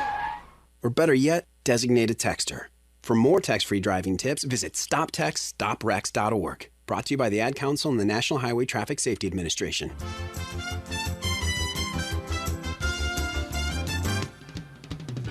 And now back to Bobby Likis Car Clinic and your host, Bobby Likis. Okay, let's get started with this hour of Bobby Likis Car Clinic. I am Bobby Likis. I'm here to answer your car questions and also to take your suggestions for topics, anything that you'd like to hear about with regard to the world of automobiles. Well, you've come to the right place. Miss Jan will take your call at 888-227-2546. That's 227-2546. Putting you in the queue, and I will put you on the air. We go to Kansas. David, thank you so much for holding. You're a very patient individual, and now it's your turn. What can I do for you? I have a 1997 BMW Z3 with a 4-cylinder engine and a 5-speed. Right. When we drive it, maybe 30 miles, and shut the engine off, many times it will not start again. It's dead in the water. If we let it cool off for maybe 45 minutes, it'll start. And we had a technician. Okay, go ahead, Dave. I'm sorry. Well, quick question. When you say it's dead in the water, does it crank over but not light off, or is it? Then No. You're saying turn the key is nothing, right? nothing. Okay. Right. Please continue. We had a technician change the starter. He thought maybe there was a dead spot in the armature or whatever. Didn't help. So we're kind of at a loss. We're 125 miles from the nearest BMW dealer. I hear you. I suspect that you have a start relay issue, or you have an ignition switch issue, and I suspect that the voltage that is coming to the ignition switch is not getting to the starter to engage the starter. A quick question: when the starter was replaced, did that make any difference whatsoever, or did it change any symptom or any erratic behavior from the vehicle? No, not really. Okay. No. Well, then we won't go there again. And I mean, that's not a brilliant statement, except to say that there are other parts of the automobile that send voltages to that assembly that can be tested. And the challenge, David, here's a real challenge. In order for someone to test your vehicle, that someone has to have a wiring diagram. So your to-do is to find a local service shop there in Kansas that has a wiring diagram of that vehicle. Now, we use several subscription-based data companies that supply us information for repair and tracing of circuits and those sorts of things every day. And the number one company that we've actually been with for a long time is AllData. If you're listened to Bobby Likis Car Clinic, you've heard me talk about AllData. AllData, not only do they have your 97 Z3 wiring diagram, but their circuitry shows up in different color wires. And here's the reason that's important. And so you've got one page of wire. That one page of wire may be half the dash. You may have to turn another page for the next half, or yet another page. And there could be 30 pages before you trace all the circuits. And so here you have this page with a bunch of lines on it, and you're trying to follow those lines. It looks like a maze, because that's what it is. So what AllData has done is to make those color-coded. So if you're looking at 500 lines on a page, you're looking for the blue one with red hash, or the red one. And so it's important for you to know this, not for you to work on the car, but it's important for you to know that that's the way the professionals are able to determine where a wire starts and where it travels through and how it goes to the starter. And so for me and for you, the technician that's going to repair your BMW will have to start at the battery, make sure that the circuit goes to the ignition, and then start at the ignition and turn the ignition switch. Now, here's the challenge with that, David. Just as sure as we're talking here, your car is going to turn over and run. So that means that you'll have to leave this car, and this person's going to have to drive this car until it fails. And then there's another caveat here. At times, there are bad connections, and that's what we have here, I believe, or a bad component. It could be ignition switch. But here's the challenge. In the process of disconnecting and connecting leads to test them, the technician will disturb a bad connection, making it better, and the car will not repeat. And then 2 months later, you get the car back, and the same thing starts all over again because of that connection. So all that has to do with measuring of voltage and voltage loss, and that's where a trained technician comes in. Any questions? No. It sounds pretty complicated, and I know those intermittent problems are the worst. They are, and that's why I took the time and to really share with you and our other listeners when it comes to erratic electrical problems. It just takes time, and it takes patience. But here's what you can do, David, and before I let you go. You've already know this information in your head. You can give the technician all of the information. In other words, the outside temperature, was it raining? Was it hot? Was it cold? How many miles did you drive as a rule before this occurs?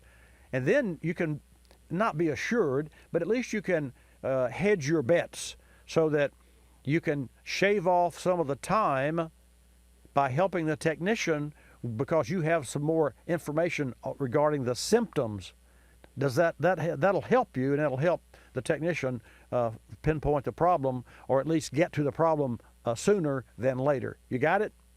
Right. Okay, right. okay, I my appreciate friend. it, Bobby. You're welcome. Thank you so much. I wish I had a magic wand, but there's not one that exists in the industry. But at least you've got a way to shave off some dollars and some time with regard to the diagnostic time and testing time that a technician is going to have.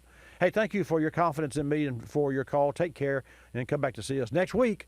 Don't forget, folks, the first hour from 10 till 11 Eastern Time, we're going to have a used car owner, the largest in the state of Florida, Ivan Streckel from Frontier Motors, is going to be with us and going to be in the house with me, so you can call and ask him about buying a good used car and what your car is worth. Should be a whale of a program. Meanwhile, let's go to Michigan. Amos in Michigan, you have an 07 Jeep Patriot. Number one, has that been a pretty good car? And tell me about your problems. Okay. There's a check engine light. Yes, sir. And this is not my vehicle. It's my nephew's. Oh, it has 244,000 miles. Okay. And I took it up to the O'Reilly's. They have the codes red. They said an intake manifold runner control. That was the first one. Ah, okay. Second one is catalyst system efficiency code. Okay. His problem is that when it jerks from around 25 miles per hour to 50 miles per hour. That's when it does it the most, the jerking. Right. Maybe around about 60 kind of smooths out, but if it drops below that, and if it's been sitting for a while, it usually doesn't do it until he's driving. And one person told me, I thought maybe if you just replace the intake manifold runner control. Someone else is suggesting that maybe it's a misfire and it's not the intake manifold runner control. Well, the intake manifold runner control can be tested. Those circuits can be tested. Now, understand this, and I'll make this really, really brief because you can go to a parts store and they can read a code. It's just like you can flip through channels and see different programs on television.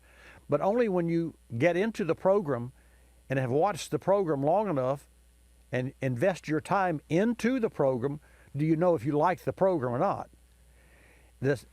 And how does that relate to the car? There's a gatekeeper module on all cars, and code readers cannot get past the gatekeeper. So you can flip the TV channels and see what's on, and you can read the program in the paper to see what's coming on, but you can't get in. You cannot get in unless you have the proper tool, and that's not a code scanner. It is a verified, certified master technician scan tool that costs as low as $3,000 or as much as $20,000. And we just bought a new program not a month ago that was $1,500. Actually, it wasn't a program at all. It was just a little gatekeeper unit. And it's an umbilical device that connects our laptop to the car. And before that, we couldn't read this particular vehicle or these particular vehicles. I said all that to say this. A technician needs to, a real technician, an ASE certified master technician would be, in my nickel, needs to go in there, get past the gatekeeper, and test that intake runner. And when I come back, I'll share the second half of that with you in short order. Don't touch that dial. We'll be right back. Stay right there.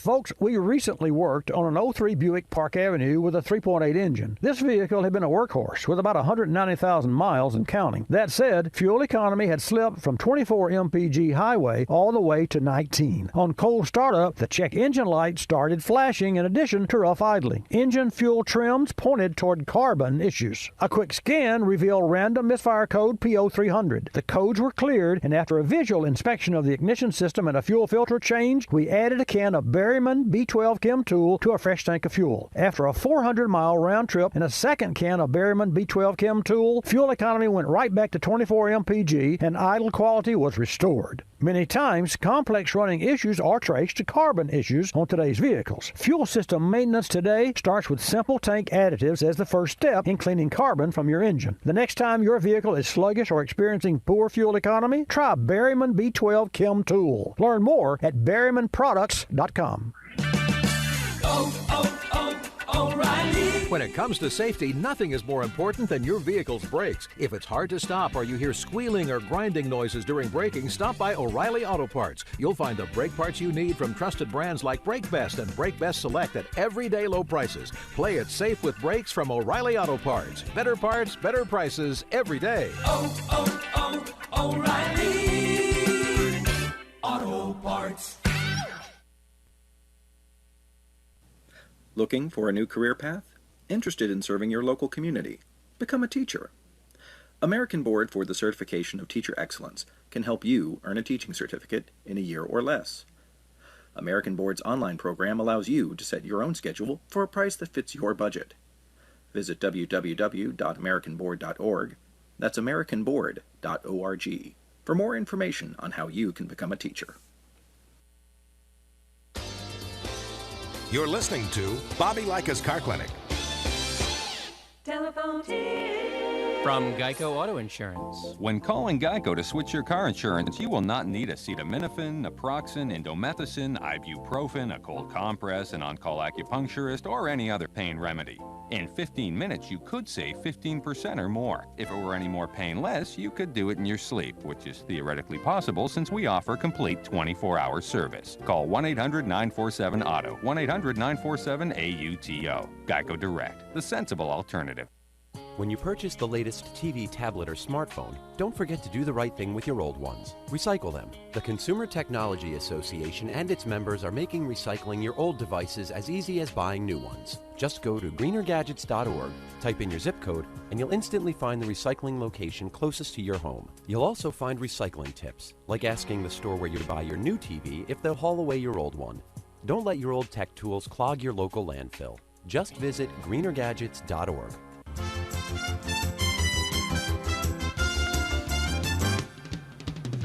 And now back to Bobby Likis Car Clinic and your host, Bobby Likis. And welcome back to this segment of Bobby Likis Car Clinic. We're talking with Amos in Michigan. So, Amos, here's what has to be done. The code that was read says, I have a couple of codes, but it's about an intake runner.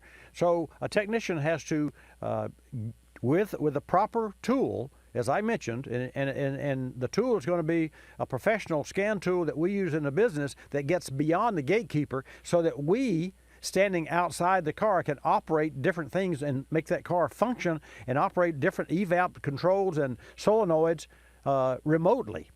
You can't do that with a code reader.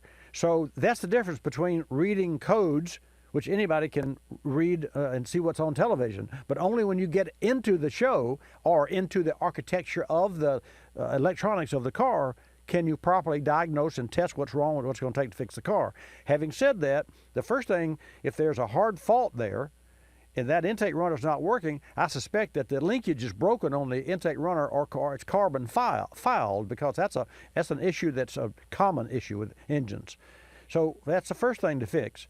So if there are, and there is with this car, your friend has a performance issue with it, even at 200,000+ miles, so what? I mean, a lot of cars have 200,000 miles on them these days. So, but if you know there's a function that's not working, fix that function and then go to the next step. Versus, and I don't know, so I'm going to turn the mic back to you. What questions do you have of me? Okay, well, the catalyst efficiency code. Would that Yeah. be anywhere linked to that too? Yes, sir. It would affect that because what the catalyst is downstream, and it is the engine that is upstream that's creating the toxic waste, or the overfueling, or the underfueling, or the misfiring, and it will damage the catalytic converter if it hasn't already damaged the catalytic converter. That is an absolute.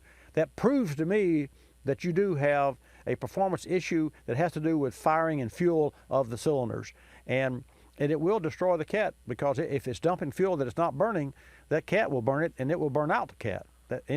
So, but you don't replace the cat, because it'll just, meaning the root problem, will just ruin the new cat. You fix the problem, and then after you fix the problem, you go to the next problem, and the first problem is to fix that engine and that intake runner and get that squared away. And I suspect that there's a lot of carbon in that engine, because engines breathe their own oil vapors. So that's my advice to you for your friend. If he has any questions, have him to call me next week. I'll help him to get to the other side of this. Okay? Okay. Thank you. You're welcome, Amos. Good luck. We'll take a call. Walter has a comment on David's issue. And David had, folks, if you listened earlier, had a BMW Z3 that was erratic in its starting. So, Walter, welcome to Bobby Likis Car Clinic. You have a comment on that call. Oh, thanks, Bobby. Yes, this happened to me.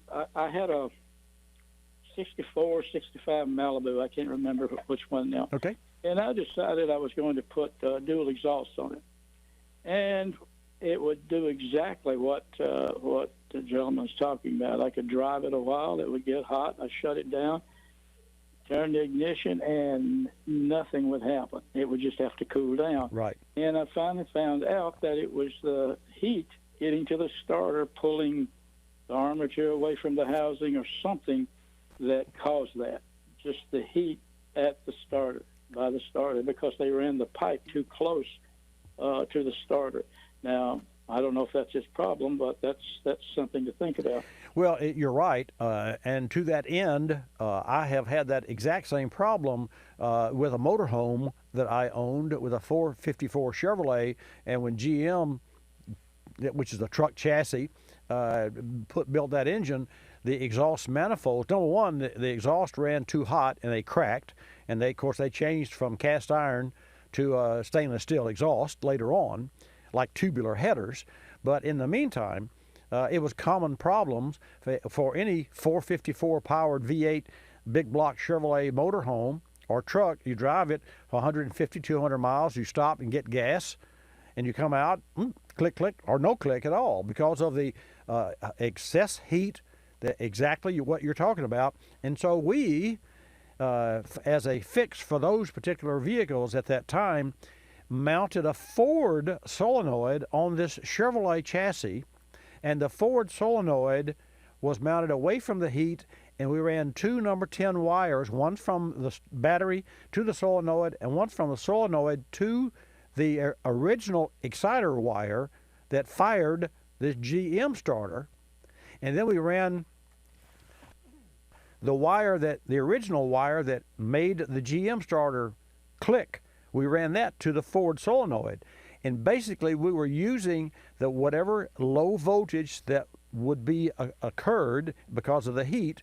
It wouldn't fire the starter because the starter was too hot, like you're talking about, but it would click the Ford solenoid, and that would, bam, send a charge of voltage to the Chevrolet, and that fixed the problem. So I agree with you, but on the Z3, that is not a common issue at all because of the configuration of that engine. But your comments are well taken, and that is a common problem for different configurations of engines and heat and what have you.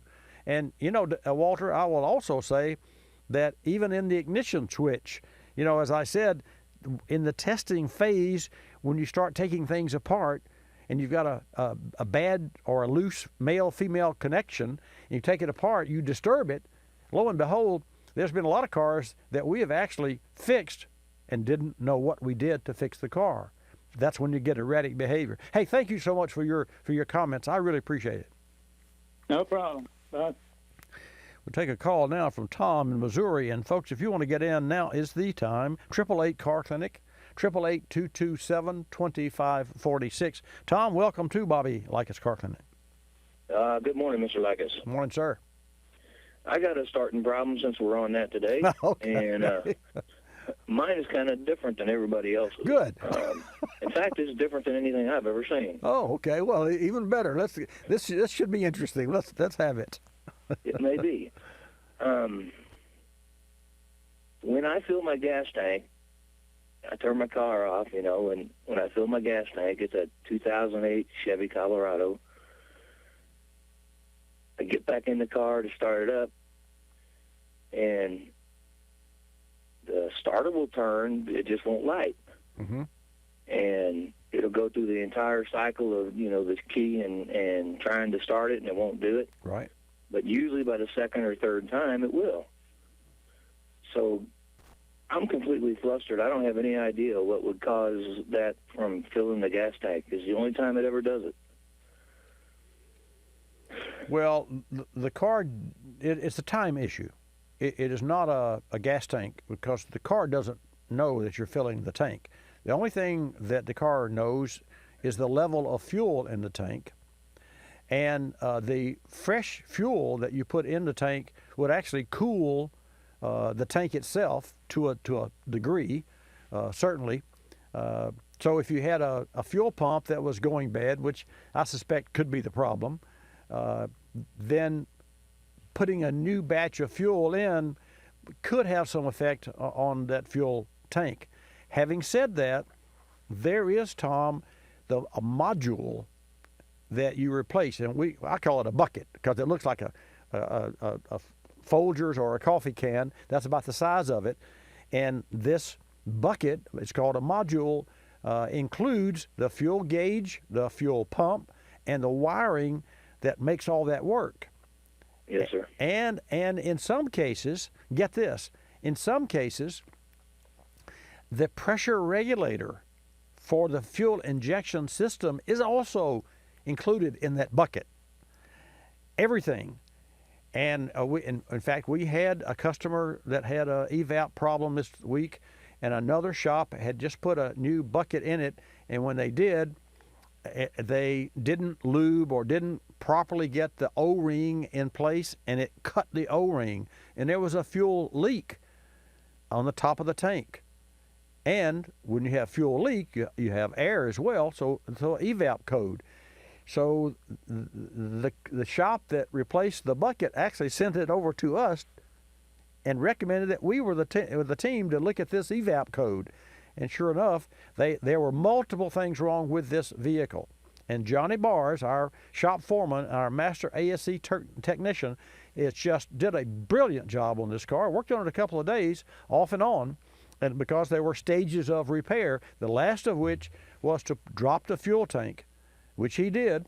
And when he did, I took pictures of it. You could see the O-ring. Now, I said all that to say that with your issue, it's a time issue. So if you were to get out, drive the car, and then say, okay, I'm going to stop and buy gas, and you get out and you walk around the car in whatever length of time it would take to buy the gas and get back in the car, I bet you the car would give you the same problem. It doesn't know you're taking the cap off, and it doesn't know other than the fuel level and the fuel pump. So I suspect that if indeed it is affected by filling, that you're going to have a fuel pump issue. I hesitate. In fact, I never say put a fuel assembly on it, but if you do have to drop the tank down, by all means, don't replace just the pump. You replace the module. That's what that. But in the meantime, a technician, that's what we do in the business. We test things like that. But I understand. Hey, I got it. If the car is erratic in its behavior, it may drive like Attila the Hun for you, and then you come into a shop, it drives like Miss Manners. That is typical. But if you find a good shop, they understand that, and they give you the time, and they spend the time, and you pay the bill, but the car's fixed when you get the car back. So that's Yes, what we do. Hey, thanks for your. I don't know. It Yep. seems to me that it is strictly when I fill up the gas tank. But anyway. Yeah, well, it may well be. Can But you send Mr. Bars up here for a week or so? And maybe get my car running real good? Maybe I should do that. Maybe I should do that. I need about 4 more, Mr. Bars. I think so. Thank you, Tom. Thank you. How about that? How cool is that? Oh, we're going to take another call, but I want to share this with you. We talked about transmissions earlier in today's show. There's a shifting problem with smart cars. If you own a smart car, whether you are in Pensacola, Florida, or you're listening to this program in Daytona Beach or in Moses Lake, Washington, or in New York, there is a Mercedes-Benz electronic reprogramming update that addresses the issue. We program, and we only charge $90. It's a flat fee, and we program every smart that comes into our business. And we work on a lot of smarts locally, and it changes the nature of that beast. And it is a beast of a transmission. It's a standard transmission, electronically controlled with no clutch on the inside passenger car. When I come back, more calls. Bobby Likis. Likis, you're going to love us. This Tire Maintenance Minute is brought to you by General Tire and the Ultimax RT43. Featuring replacement tire technology, the Ultimax RT43 will actually let you know if it's worn or needs to be replaced. Today's vehicles run on the sum of their parts to make themselves whole. Your tires deliver key information for things like traction control, analog brakes, and crash avoidance systems. Tires are a critical component for all-wheel drive vehicles, making sure the all-wheel drive system works properly to keep you safe. Changing just 2 tires instead of 4 can compromise a number of things, including all-wheel drive operation, and in some vehicles even cause damage and wear to the all-wheel drive components. If you do replace just 2, make sure to put them on the rear of the vehicle. Also, always check tread depth and condition, and make sure you rotate your tires at required intervals. General Tire's Ultimax RT43 actually extends the life of the tire by visually identifying vehicle misalignment. Talk about a smarter tire. Visit GeneralTire.com for more details. You're listening to Bobby Likis Car Clinic. More than 1 million wild animals are killed each year illegally. Poaching is a major threat to our country's wildlife. I'm Tom Barry. I'm an actor with a desire to preserve living space for wildlife. The Humane Society Wildlife Land Trust does just that. Works with private landowners to protect wildlife, to preserve natural habitats. To learn more or to work with the Humane Society Wildlife Land Trust, call 800-729-SAVE. That's 800-729-SAVE, or visit wildlifelandtrust.org. Thank you. Did you know 26 million Americans have kidney disease and most don't know it? The day I was diagnosed, I didn't know what to do. I called the National Kidney Foundation, and the young lady who answered stayed on the phone with me and walked me through step by step. She too was surviving kidney disease, and she showed me there could be life after kidney disease. Visit the National Kidney Foundation at kidney.org. Now you know. We're a land of cynics. We don't believe anything anymore. You know why? Because we've been told we've won $1 million, that it's new and improved, that it slices and dices, that our favorite singer is still alive, that we'll be prosecuted if we cut off the tags, and of course that everything is backed with a 100% money-back guarantee. So when we hear the words customer service, we don't believe it. Travelocity isn't surprised if you're a little skeptical when they say they have excellent customer service, and that there's actually a pleasant face behind this website, a living, breathing person with a supercharged computer full of answers. Someone who's willing to help when you get lost, and most of all, someone that will actually pick up the phone when you call with a question or a concern. Customer service is just another example of how Travelocity puts you in control of travel. Chances are you'll never have to use it, but it's good to know it'll be there if you need it. Travelocity.com. Go virtually anywhere.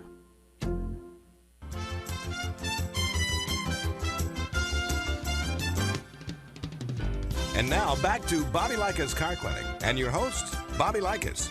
And welcome back to this segment of Bobby Likis Car Clinic. I'll remind you again, next week from 10 till 11, the first hour of the 2-hour 10 till noon broadcast, we will have a gentleman, Ivan Streckel, who is the owner and founder of Frontier Motors, to share with us how to buy a good used car. Now, Is he the expert? I would say so, because they literally sell, 300 plus cars a month over there. It'll be very interesting. But he also has a story that I want to share with you about how he came to the United States. So whether you are an entrepreneur or a small business owner as or you're thinking about going in business, here's a gentleman that will share his story with you. And at the same time, if you're thinking about buying a used car, or maybe you want to sell your car, he can share with you what it's worth. Very interesting. Don't miss it. 10 o'clock to 11 o'clock next week, right here on Bobby Likis Car Clinic. Watch Bobby live as well from anywhere in the world. Let's go to New York, take a call from Matt Bogue. Matt Bogue, welcome to Bobby Likis Car Clinic. How you doing, sir? I'm good. How are you this morning, Bobby? I'm just great, thank you. So I had a question for you. I recently bought a 2005 Chevy Silverado 4-wheel drive. Okay. And when I got it, it pulls to the left under braking. And I feel like I've exhausted all of my ideas. I've replaced the caliper on the right side. I started by replacing the hose on the right side. I've had the alignment checked. I've rotated the wheels. And I've checked the flow out of both sides of the braking system. Mm-hmm. And no matter what, it just keeps on pulling to the left under braking. And it's bad enough.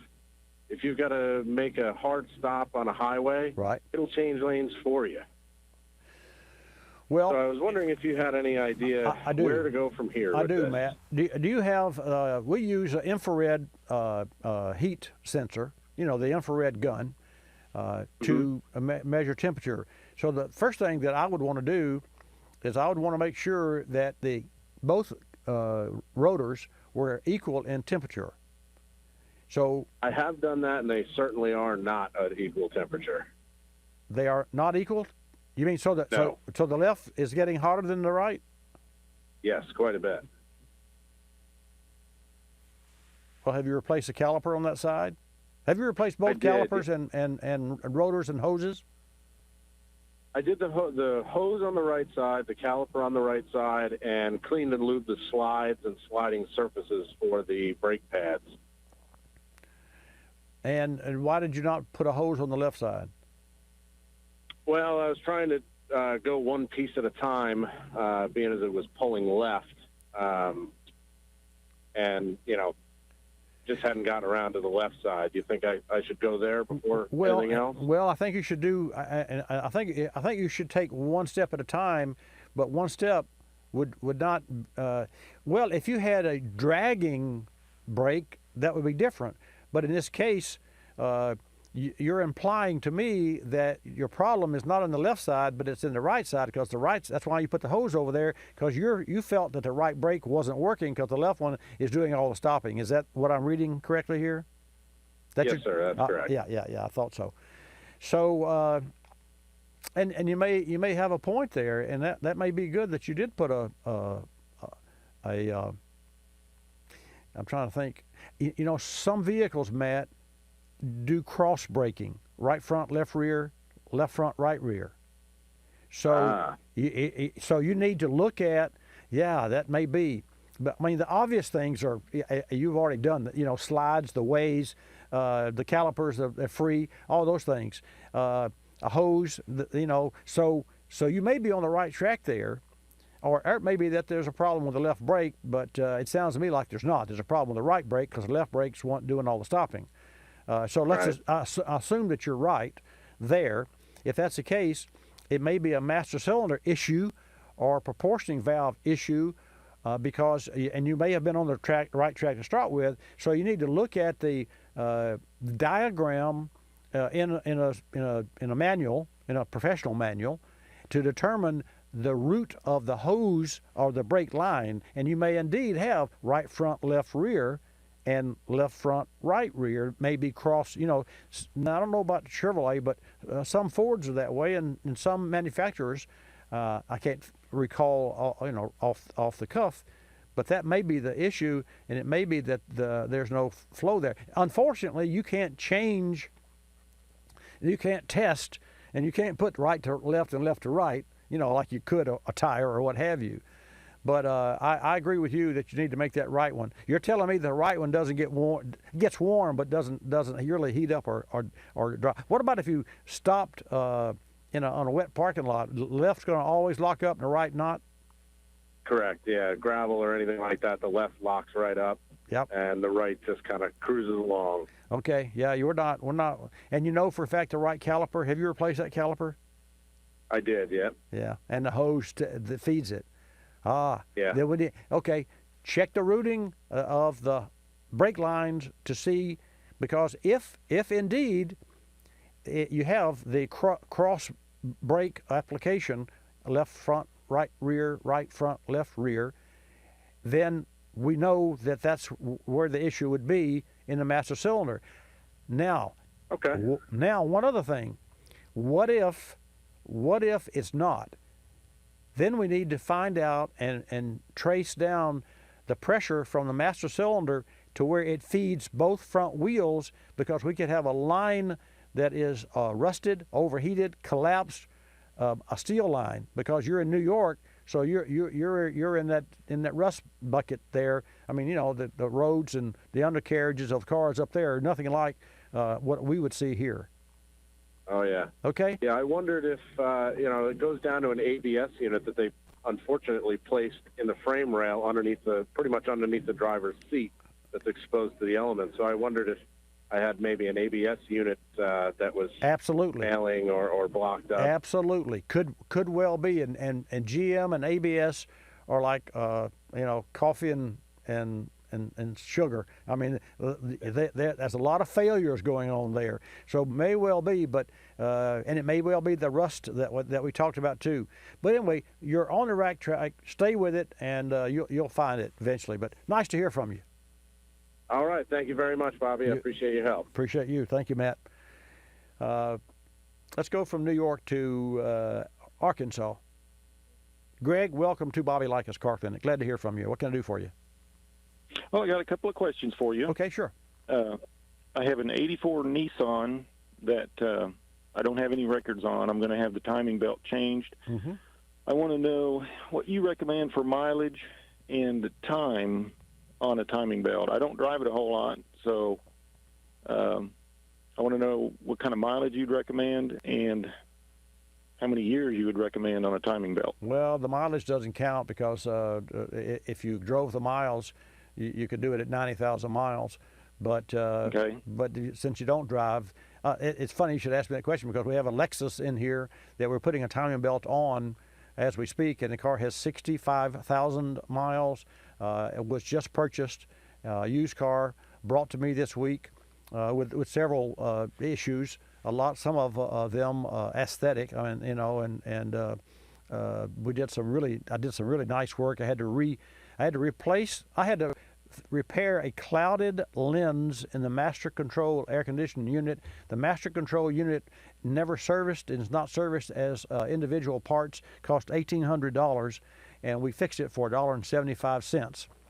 And replace the lens. We're going to put this on Facebook. It's so cool, you won't believe it. I won't go into that, but I had to go in through the back door and take this unit out of the car and take all the printed circuit boards out and to get the lens out, because it's made at the factory, and then put it back together and then reattach the lens, and that's another story in and of itself. But it's very interesting, and we went to a Hobby Lobby and bought this sheet of plexiglass, and went to a Ward Masters right here locally and had them cut that sheet into this little 5-inch wide by an inch and a quarter, 5-inch across by 1.25 clear plexiglass, and then I fixed it to the master, and it's just beautiful. Having said that, we took the covers off because we saw there was leakage of a water pump, and the timing belt in this car is original. And we are going to replace the timing belt because this is an 08 model automobile. So it's 9 years old.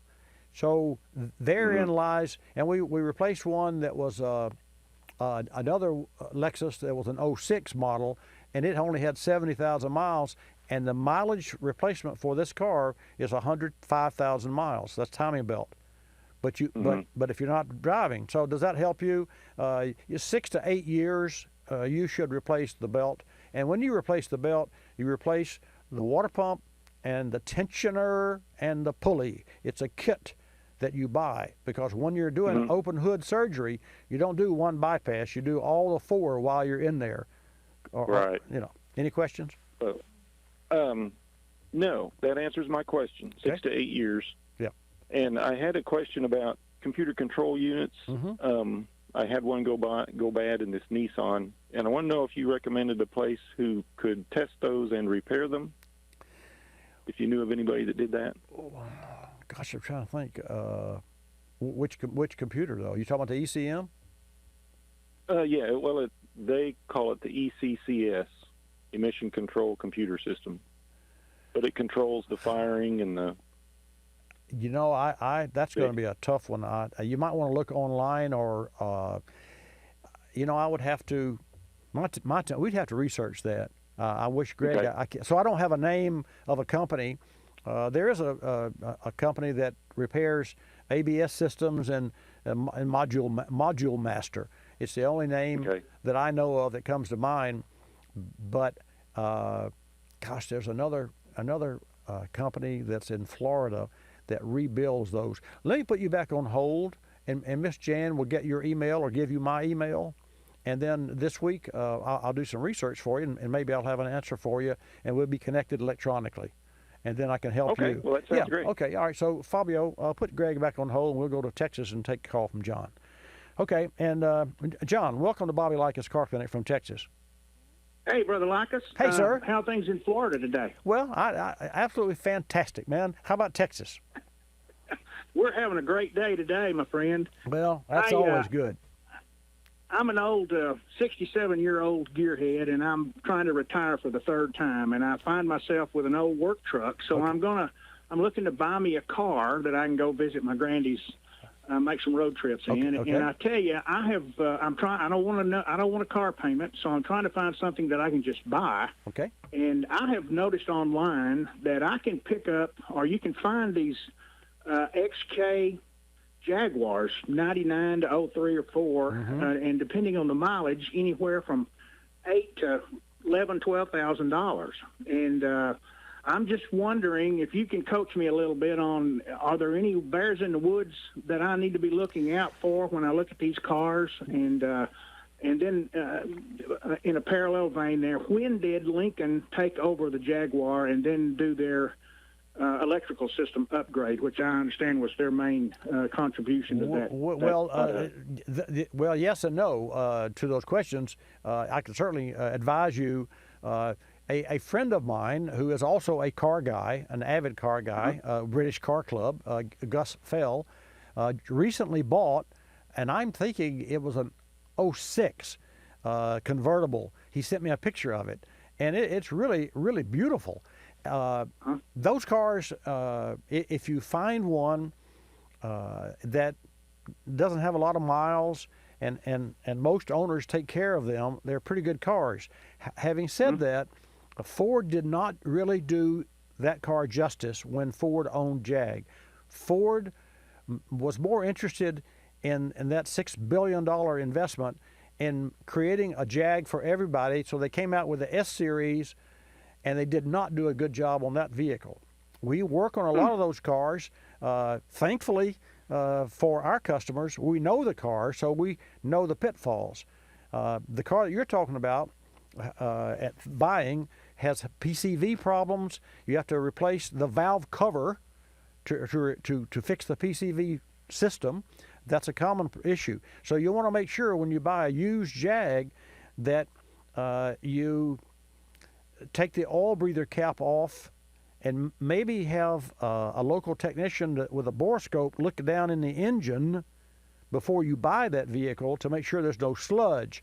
Those engines will sludge up because the people don't drive them a lot, and and they think, well, I only put 4,000 miles on the car, and they just leave that oil in there, and you can't do that. And so that's something, John, that you have to really be careful of. I would opt for a higher price, lower mileage automobile regardless of whether it was a Jag or not. Yeah. I think that you're on the right track. And let me share this with you in the time that I have left in the broadcast. Next Saturday, during the first hour of this program, my guest is going to be Ivan Streckel, who is the largest used car dealer in the state of Florida. And he buys like 300 cars a month or more. I mean, he's not in the selling business. His job is to find cars to sell, and he does a really great job. So what I think that would behoove you and benefit you is to call in during the first hour. That's from 9 till 10 Central Time next week, and we'll pose this same question to Ivan. And folks, and John, thank you for your call. That's all the time we have. Thanks so much for tuning in. I'm Bobby Likis. Next week, Likis, you'll love us. This is Bobby Likis Car Clinic. Bobby Likis Car Clinic is a copyrighted presentation of Car Clinic Productions Incorporated and may not be reproduced or rebroadcast without the express written approval of Car Clinic Productions Incorporated.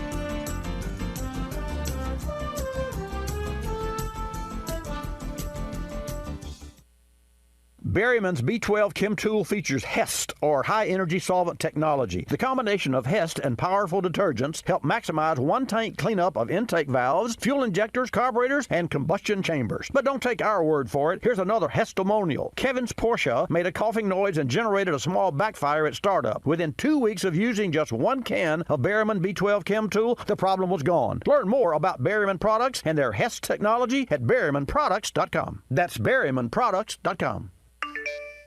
Did you just look down at your phone? You did it again, didn't you? You know, you're flying down the road in a 3-ton hunk of steel, and a text takes your eyes off the road for an average of 5 seconds. At 55 miles per hour, that's long enough to travel the length of a football field and cause some serious damage. Turn it off. Trust me, whatever it is, you'll live. Learn more at StopTextsStopWrecks.org. Brought to you by the Ad Council and the National Highway Traffic Safety Administration. You're listening to Bobby Likis Car Clinic.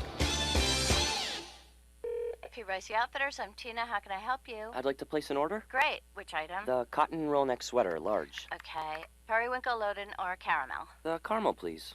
The what? I'd like it in caramel. Oh, the caramel? Yeah, that's what I said, Tina. Actually, you said caramel when it's pronounced caramel. Can't we just call it yellow? No.